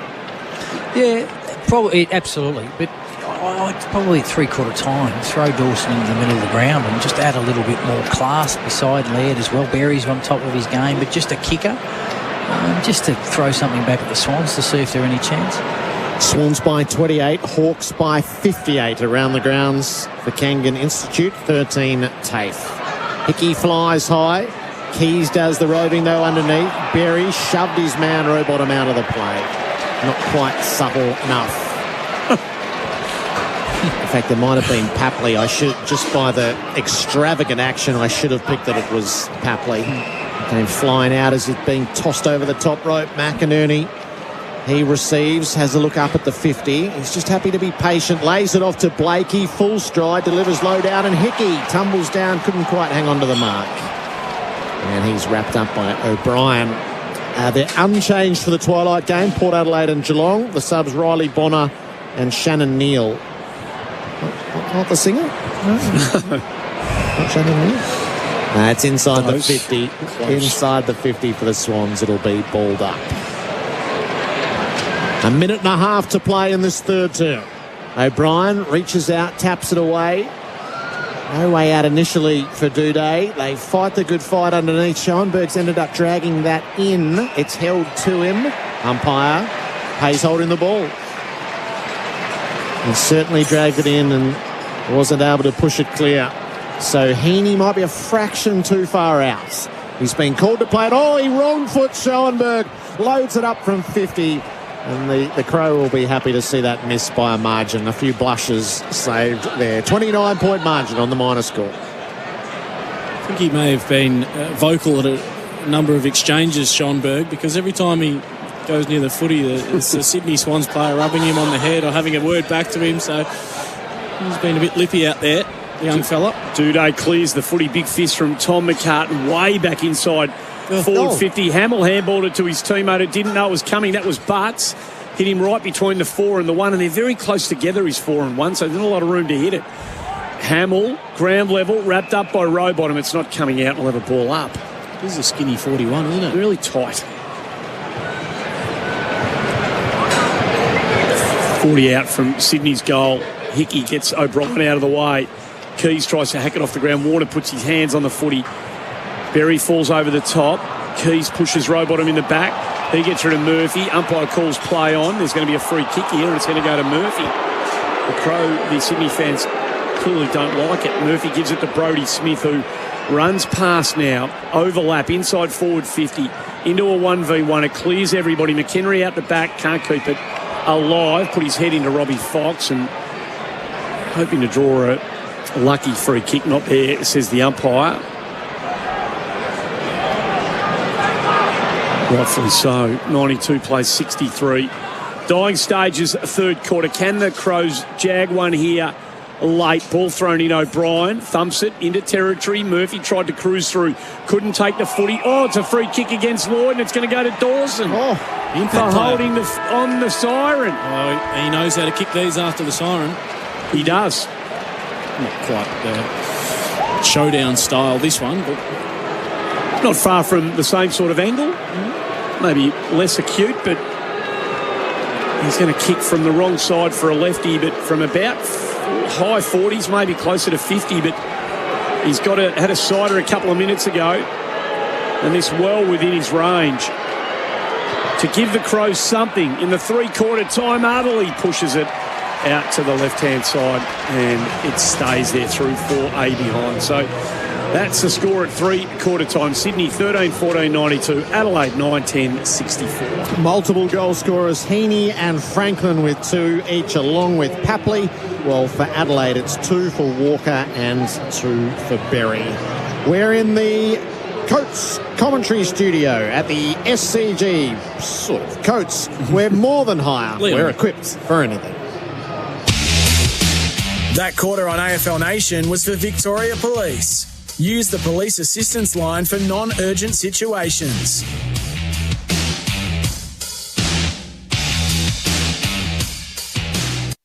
TV for $1 sale on now at Designer Appliances. Spend $4,000 or more on qualifying kitchen appliances to get a select TV for $1. Designer Appliances, Bendigo, Camberwell, Heidelberg, Rosebud and Wantirna South. Or shop online at designerappliances.com.au. T's and C's apply. What's one good reason for installing an access hatch in the roof?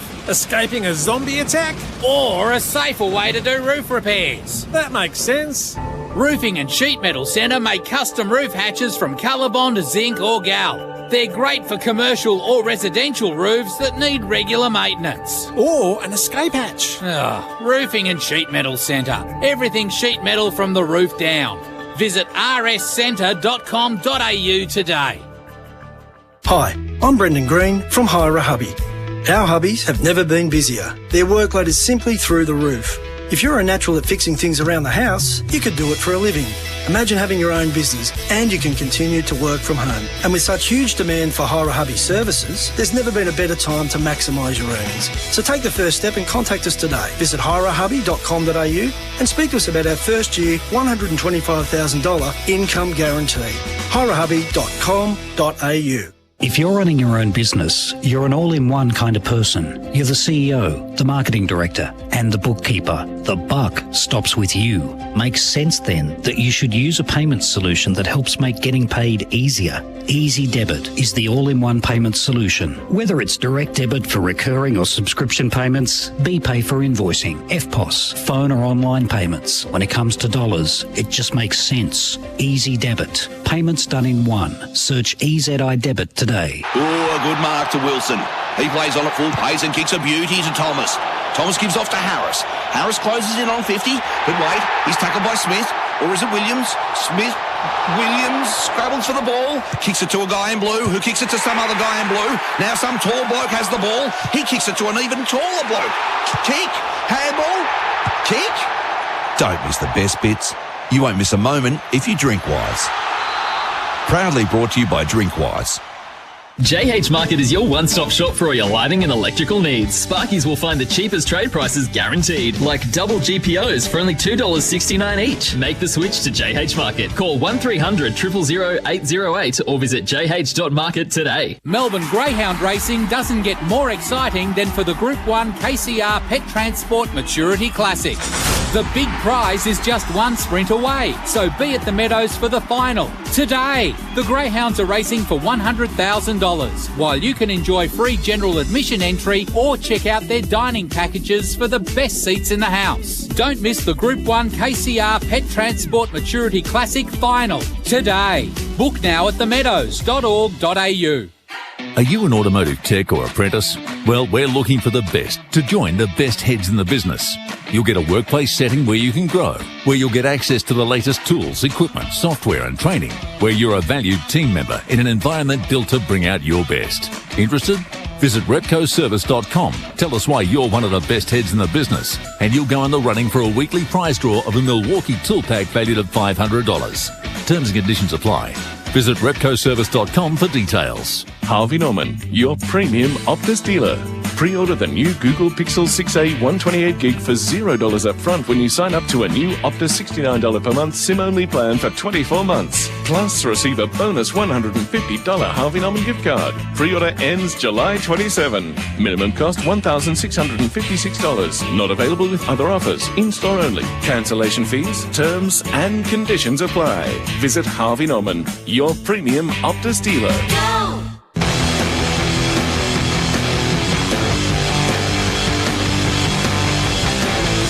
You're listening to the 2022 Premiership season on AFL Nation for Beaumont Tiles. Hybrid flooring in store now. Gideon Walker came at it. Tom McCartan at ground level has to get the handball away quickly. Into no man's land, really. Paddy McCartan ripped off the footy. Murphy around the body. Murphy goal. So that is a signal of intent. To Parnell, got it back. He was under pressure from Parker. Warner comes storming through the wing. Has a bounce. Full stride. Let's fly for Franklin. Got it in the pocket. The Chad. Not any mug can kick this goal. Franklin loops into the field of play. All class. He curls it through. And the Swans at long last answer on the scoreboard at least. Macca's, I'm loving it moments. Grab a creme brulee pie for just $1.50. Swans by 28. Bounce to start the final term for Tyre Power. Your match day favourites for tyre safety. Rowbottom wins the opening disposal inside 50. Duday has it, but the trouble is Heaney has him, and that's going to be holding the ball. Heaney managed to pin the arm, and he left Duday helpless and totally at the mercy of the umpire. So Isaac Heaney, who kicked the goal heading towards three-quarter time, will line up directly in front for his third. And you imagine this snuffs any possibility of last quarter heroics out. Heaney, big deep breath, starts his path toward goal from centre half forwards. Heaney set sail left at hooks and hooks and hooks. He'll have to hit a provisional that got so far away. It doesn't score. 28 points, Andy. Not his best, but takes the free kick and drives it out of defensive 50 high and long. Thilthorpe hasn't been able to get into the game at all today, and off hands it goes out of bounds. Like a throw in. Real Mattingly vibes about Saligo's haircut, isn't there? That's really shaved it high. Don Mattingly, from The Simpsons. No. Oh, sorry. Ball thrown in. Shave those sideburns, Mattingly. Thank you. Saligo, speaking of the devil, hit hard by Parker. Ball dispossessed. Rowbottom driving ball top of the square. Hamill with a good defensive fist in a spirited 1v1 against Papley. Kills the footy through for a behind. 13-15, 93. 9-10, 64. Icon Services scoreboard. Leon, not a big Simpsons fan. Not even listening. Murray's on the kick-in duties. High outside the 50. Big leap from Dawson over the top, but Florent underneath ended up with a footy. His kick was smothered. Blakey toils away underneath.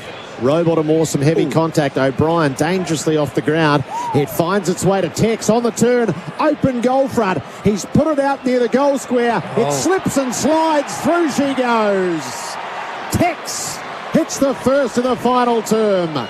He has 3, and the Crows pick up the chase. They're 23 points back, and it's another contender for the goal of the game for Host Plus. That's a plus. The danger of being a really good drop-off defender like Tom McCartan or Paddy McCartan is they always give their opponent front spot 3 or 4 metres, and the ball just socked off the ground from O'Brien. Walker reacted quickly, had 5 metres on McCartan, allowed him to pick up an easy ground ball, and then open goal. We know how Walker is outside 50, so it's been a really good performance thus far from the Crows, and all of a sudden if they can find the next one, then there'll be some panic stations through the Swans camp. 39 for the year for Taylor Walker, who owed his footy club a good season upon return, and he's given that. Back in the middle of Marty, gets a run at O'Brien, who's been the best big man on the ground today. Laird, who's probably been the best little man on the ground, drives it up towards centre-half forward. Florent gets it from McCartan, drives it back into the middle of the ground. Brodie Smith tries to trap it, tries to break out of the Clark tackle. He couldn't. Dispossessed, ball knocked out, free kick Swans. So they're going to maybe roll the dice here, Adelaide, and have a real chase at this. He was trying to get out of there before he had possession, Smith, and there's something going on. He play on now the call as Clark runs around the man on the mark, drives it to the top of the square. Reed up in front, can't mark. Ground level, Mills handball, Amadi goal square, Amadi goal. Brilliant stuff from Callum Mills. That is high footy IQ and execution, and they get the early one back. The umpire's going to go upstairs here for a review, asking whether it hit the goalpost for roofing and sheet metal centre. Everything's sheet metal from the roof down. We're going to have a look at this, but there's... I think it was just an interesting bounce. I think it looks like it's through. Yeah, we need you in the arc, Leon. It's should be semaphored pretty quickly, shouldn't it? Or not? Yeah, that's a goal. You're right, while we're talking about it and waiting for the result, Andy, the vision from Mills was just first class. It's always hard for a football player to handball forward because you always know that something's coming. I mean, clearly they're closer to goal, but for him to spot Amadi out of the corner of his eye and him not to break stride in congestion 15 metres out from goal was just outstanding piece of play. And the goal stands. Amadi gets his first, and Sydney the quick answer. They get it back out to 29 points, 14-15, 99. Adelaide 10-10, 70. Icon Services scoreboard. It's a bit deflating, really, for us. After Tex kicked the first, Crows on the charge, and then again the experience. Players stand up when those big moments arise. It happened in the third quarter with Warner having a big moment, a smother from Blakey, Heaney and Franklin kicking goals when required, and then the quick counter and the fire back, and a brilliant piece of play from Mills. Steadies the ship for the Swans. The Easy Debit replay. Join Easy Debit today.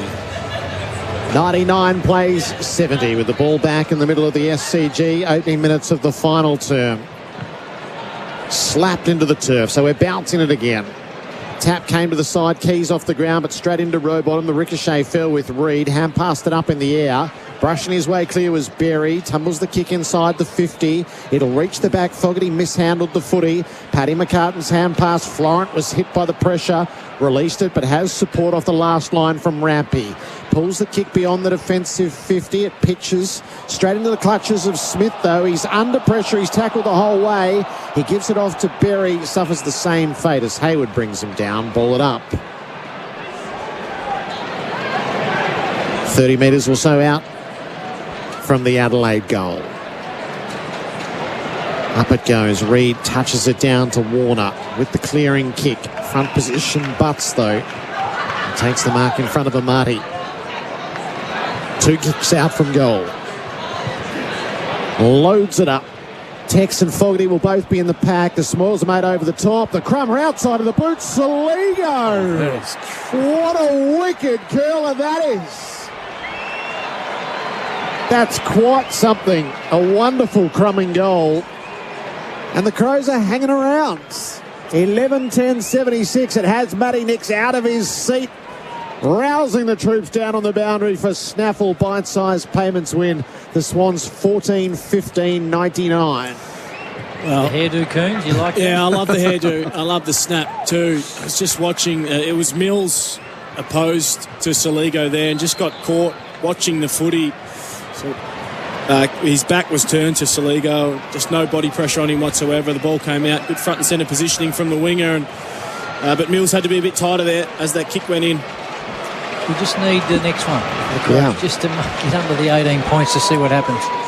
Well, they're having a go, aren't they, Leon? Yeah, It looks like first class. they're going to chase this, I reckon. I think they're in this, and this is a big moment in the game. The next couple of minutes, back in the middle we go. Ball to be won. Papley goes in, ducks out of a couple, gives it to Mills, who farms it out to McInerney. He went one way, then the other, hit hard by Hinge. Kick goes into no man's land. There to be won. Hinge goes in again. Ball at ground level. Mills over the top, not coming out. Ball up as Keys went over the top of the Swan. A big ground ball win there by Callum Mills. Outnumbered, 50-50 ball, put his head over it, caused a stoppage. O'Brien, again, gets the better of it. Berry judiciously hacks it off the ground, up towards centre foot. Phil Thorpe gets the end of the game. Haven't seen much of that. Just a bit too far out to score. Drives it into the top of the square. They're coming at it. Fogarty, chances Soligo again. Hooking ball. He just misses it near side. It's dangerous. He's come into the game. 14-15-99, 11-11-77. 22 points to the margin. Only gone 8 minutes into this final quarter on the Makita Ruley Outdoors clock. Blakey with the kick in. He places it carefully into the pockets. Lloyd with footy in hands. He didn't have numbers out the far side, so it's a slow play as first Mills presents for him. He's about to be run down from behind. He squeezed the kick out toward the boundary. It's got no penetration, and standing underneath is Dawson to take the intercept mark. It's coming straight back. Can the Crows create something from it? Dawson will give them a chance up at the 50. There'll be a milling pack. O'Brien was to the front of it. Keys underneath. Got it to his boot. What sort of direction on it? It's going to land in the square. Miller made the spoil. McHenry played for the free kick. No whistle. Kept away from Miller. Hayward with a careful hand pass, and Fox. It's a wily old kick beyond the 50 to a 2-on-1 against, though. Smith around the corner. High and hoping, and too wide as it drifts out of bounds on the full. 22 points. We are a goal away from cheap thrill territory. I, for one, hope we get there. Just having a look at that easy debit replay. The tackle from Paddy McCartan on Ned McHenry was there. Grounds for a free kick? I think it was grounds. He tried to accentuate it too much. That's the problem, yes. So Sydney drive it out of defensive 50, wing position. Ball to be won at ground level. Who wants it the most here? Adelaide prevailing. Jones just had to wait for it. Couldn't get a clean hand. Stevens, lovely outlet handball to Hickey. Goes down the line to Papley. Hamill's been with him, so has Parnell. They made him work hard for his footy after that blistering start. Wheels onto his right foot. Top of the square. Franklin, 2 bites. Takes the mark. Runs into the open goal. Kicks his third. And a crucial one it is. He was outnumbered, but he loomed large as the footy entered his domain. And it's a big goal. They cracked 100. 15-15, 105 to 11-11-77. It makes McHenry's tape really interesting. So he gets stripped of the ball, open goal to make it 14 points, and then he overplays his hands when there's a free kick there in the goal square to make it 16 points. I do think they're coachable moments, but it makes it for a really interesting review for him. Yeah, absolutely. I think it's like experienced games played. I mean, the Swans have got that on their side at the moment. Adelaide are looking for that and building on that, but just to close that gap, and he happened to be in the 2 incidents, and the one in the third and one then, just to get him under that 3-goal margin. But, you know, you've got to learn from it, and hopefully he can. Leon Cameron in the box at the SCG, buymystock.com.au, and we returned at 28 points. It was 10 goals to 2 early. It's been 5 goals to 9 thereafter. But every time the Crows loom, Sydney, to their credit, have been able to find the answer. And they have the buffer restored. In the middle, ball was tossed up after a 666 infringement. Goulden goes to work. Hand pass to Hickey. Off to Mills and then to Florent, charging out of half-back. He delivers to half-forward on the bump. Hayward stood his ground, cleverly towed it up to McInerney, gave it to Papley, couldn't quite get around his pursuers and coughed it up to Chase. Parnell did a great job to shut Papley down because plenty have failed in those circumstances before. It'll be a ball up. 50 out from the Sydney goal. Tossed up. O'Brien hooks it Adelaide's way. Heaney there to meet it. He got stripped of the footy. Hand pass from Murphy. Found its way to Schoenberg. Kicked beyond halfway. Paddy McCartan had it under control, then lost it at the last, and Miller wriggled away clear. Hand pass to Thilthorpe. Kicks inside the 50, but he picked out Stevens and a straight turnover.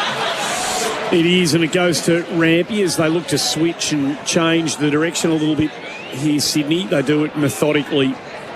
Tom McCartan handballs to Stevens, who has a bounce. Now exits defensive 50, but the kick wasn't to Reed's favour. Go Butts a look at it, ground level. Keys goes in, works hard, wrapped up by Mills, not coming out. We'll have a ball up.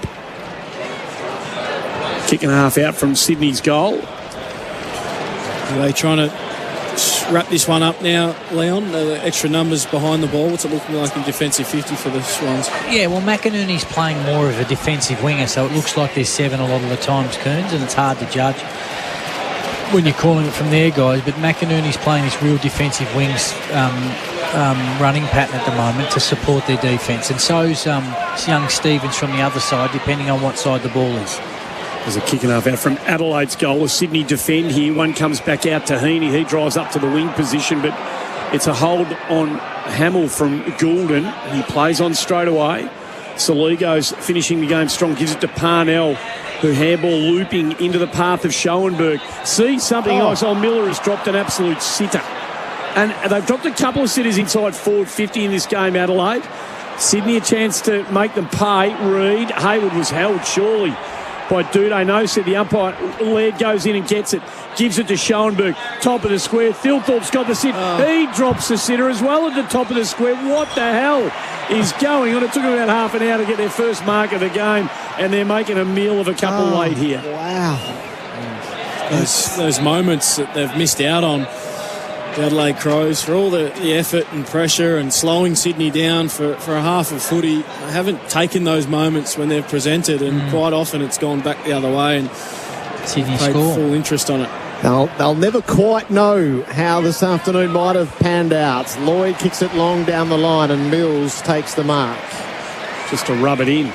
Yeah, exactly right. Yep, absolutely. And that's the disappointing part. I mean, Miller looks dangerous, but he's not completing his play. That's his next step if he wants to become a very, very good player.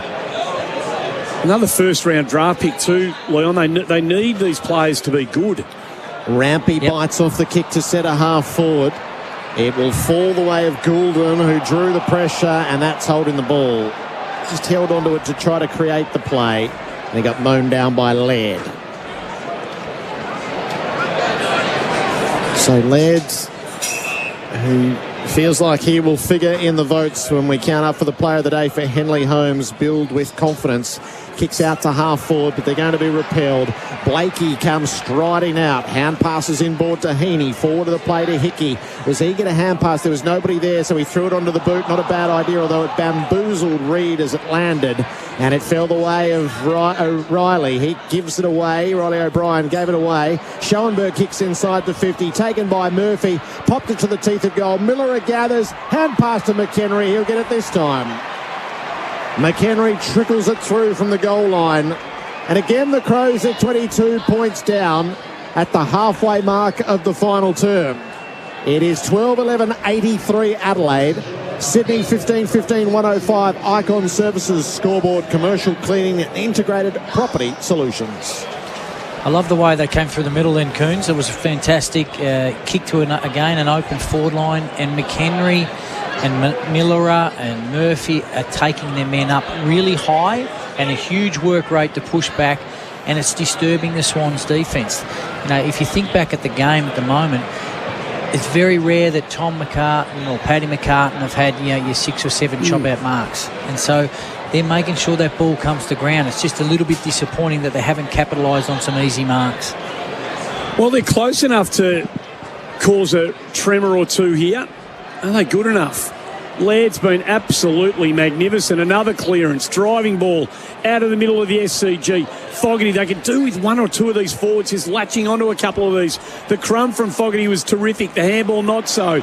Put his man under all sorts of pressure. That was Murphy. Lloyd came hard at him. Adelaide keeper hitting the footy, however. One of their players goes down with an ankle. Looked like Schoenberg. Warner gets the crumb. Cuts around his man. Handballs to Rowbottom. Time and space, middle of the ground. Goes into a 2v2. Hunting it out the back was Franklin. Falls to Hayward around the body goal.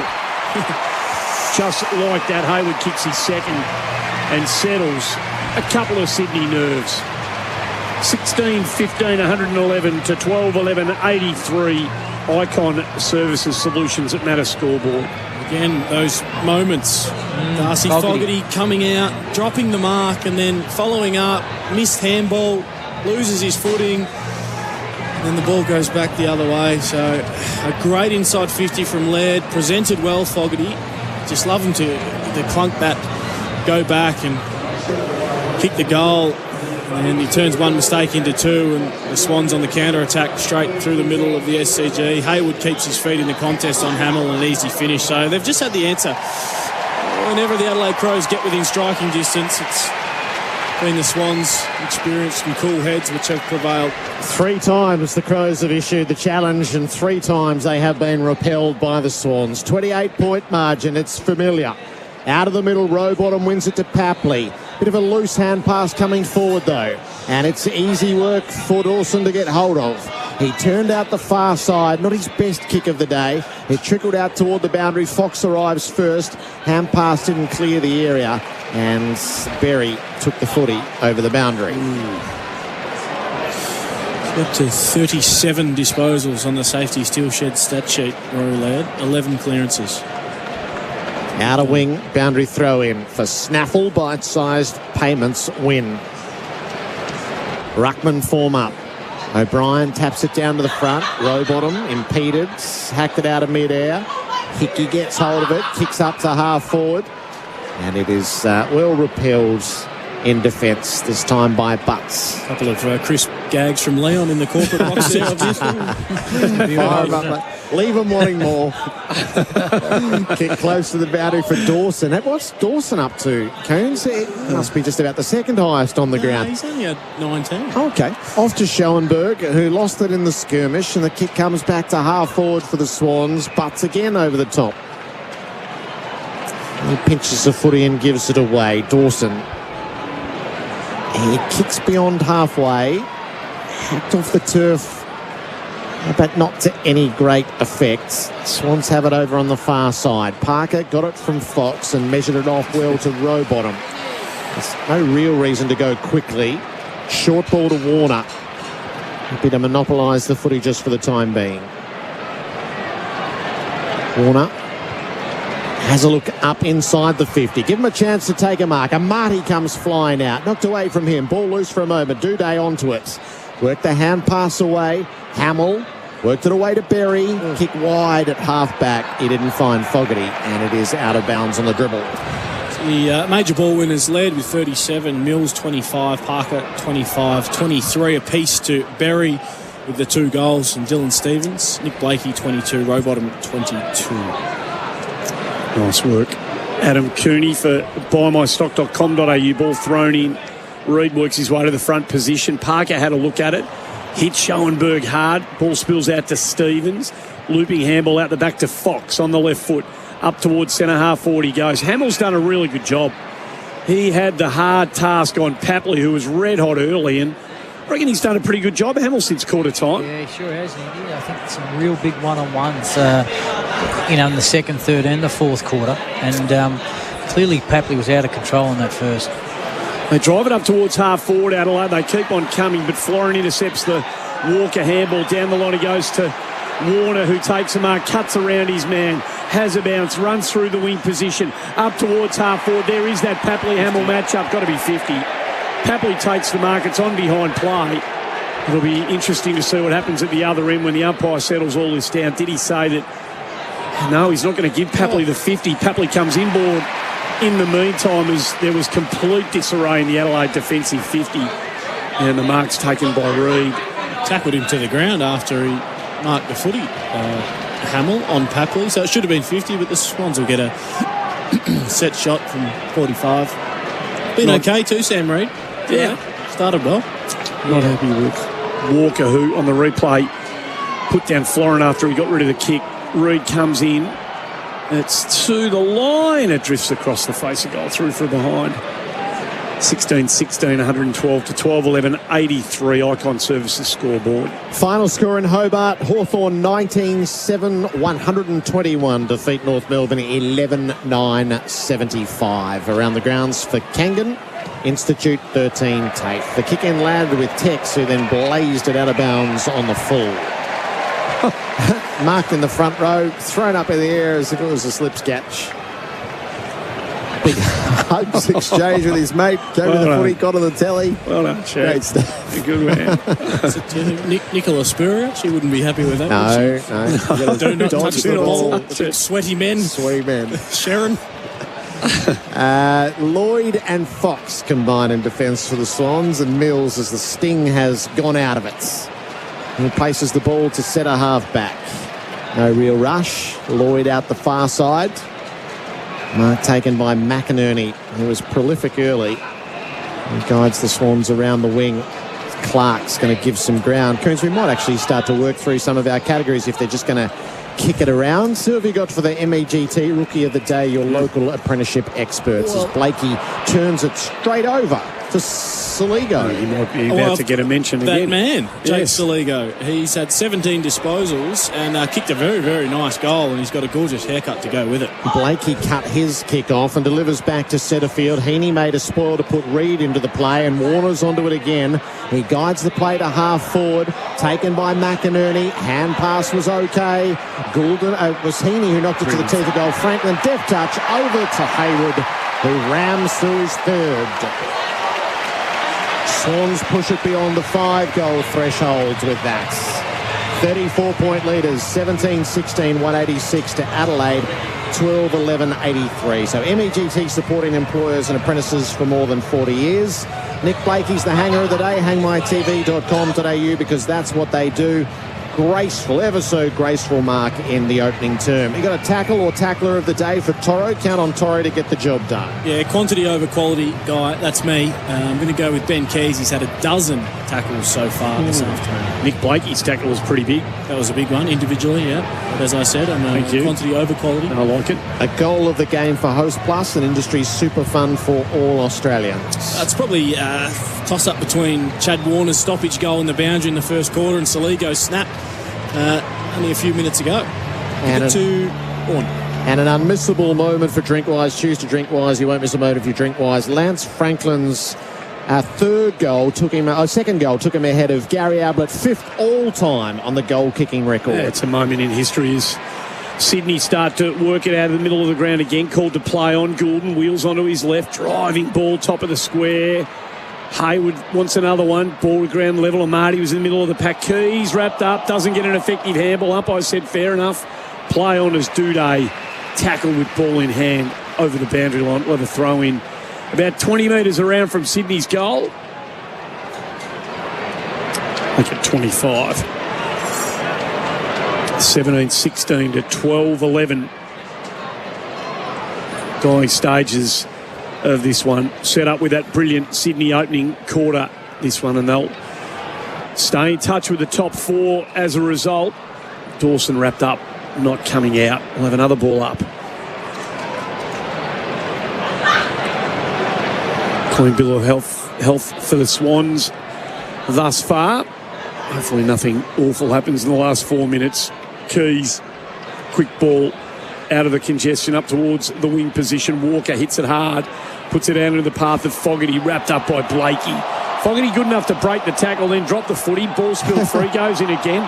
Wrapped up again by Blakey. Ball spills free. Fogarty having a laugh while the play goes on around him. He's in the middle of the skirmish. It still gets trapped underneath him. Blakey and he had a nice old Donnybrook there, Leon. I mean, tremendous tackling from Blakey. When again, the handball from Walker needed to hit, and all of a sudden Adelaide have another scoring chance. Ball thrown up. O'Brien's been terrific to Keys. Quickly onto his left boot, top of the square. Chance, Rampy, desperate. Gets it onto Fox, who realised he needed a hand. Chipping ball out of trouble. Finds a McInerney, who marks at half-back for Sydney, out of sight of the ground. The Swans game is brought to you by Bingley, Australian family-owned for more than 65 years. 3.5 minutes to play. It's the Swans by 35 points as they start to run the clock down. A 9-2 opening term. It was 42 points at the first change, and then the Swans kicked the first goal of the second term to make it 48. And since then, it's been a determined effort from the Crows. At various stages, they've been 22 points behind. They got as close as 20 and missed the odd opportunity to put it into the teens. They've been forced away by 35 for the time being. A stoppage out near the wing. Fox didn't make much of it. Saligo hand passed it forward. Keys over his head into the path of Cook, who kicks the Crows to full forward. It bounces and runs and misses to the near side. Had a quick look, but couldn't quite dive in. 34-point margin on the Victoria Police scoreboards. No, the Icon Services scoreboard, solutions that matter. Around the ground, so Kangan Institute 1-3 TAFE. They're on the ground at the Adelaide Oval. Big game for both Geelong and Port Adelaide. Will be going there next here on AFL Nation as Blakey plays on, drives it out of defensive 50. Amati, who just didn't control it. He had lots of it, but in the end didn't finish the task at hand, and they turn it over. Miller up, goes in short to Fogarty, who marks hard up against the boundary line. Hasn't had too many looks at it today, and he'll enjoy the fact that he can go back and have a crack at a set shot. Kick one early on in the game. A long ball from on the move, but this is the set shot. Wrong side for the right foot a bit. We know how good a kicker the footy he is. Give himself a chance from anywhere with inside 50, this fella. On him now. Hits it pretty well, but it's come around and he's kicked the goal. It looked like it was going to miss to the near side. Now, have they got a hand on it before it crossed the line? I think Rampy thinks that Fox did enough here.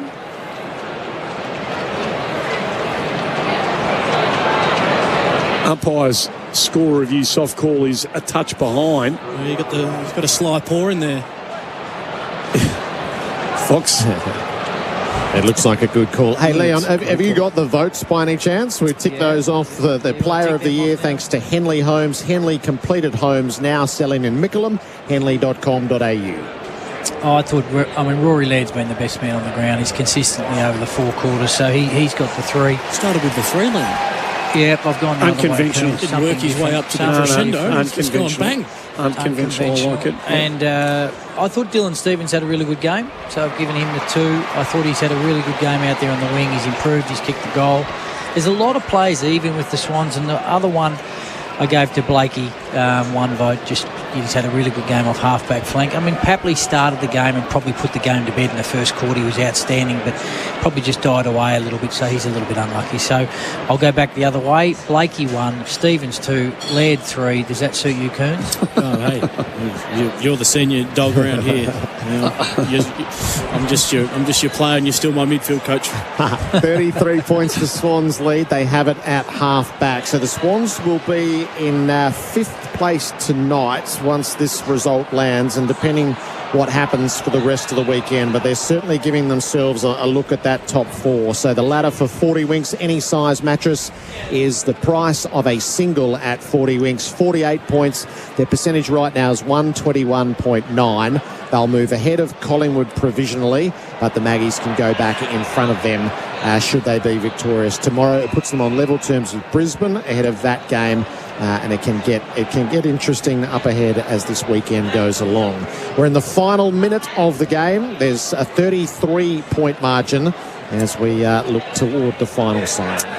We do, and we'll be crossing straight to the Adelaide Oval for the big game between Port Adelaide and Geelong after this one is done and dusted. Phil Thorpe down to Murphy. He's tried hard. Schoenberg likewise. There's no questioning their intent. They have worked hard again here today, the Adelaide Crows. Hinge goes inside forward 50, but it's that. Just, is there enough polish? It's becoming a recurring conversation weekly with the It Adelaide is, Crows. yeah. The effort is there. You can't question their endeavour.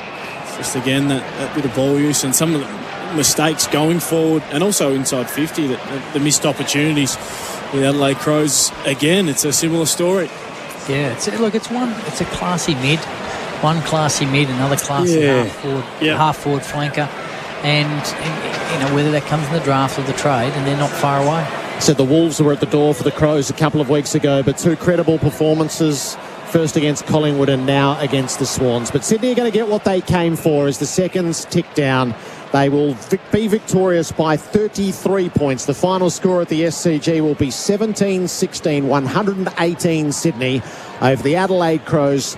12-13-85. The last of the stoppages will be right on the final siren. Hayward kicked 3 for the winners, and so too did That Franklin. quarter on AFL Nation was the Tyre Battle, your match day favourites for tyre safety.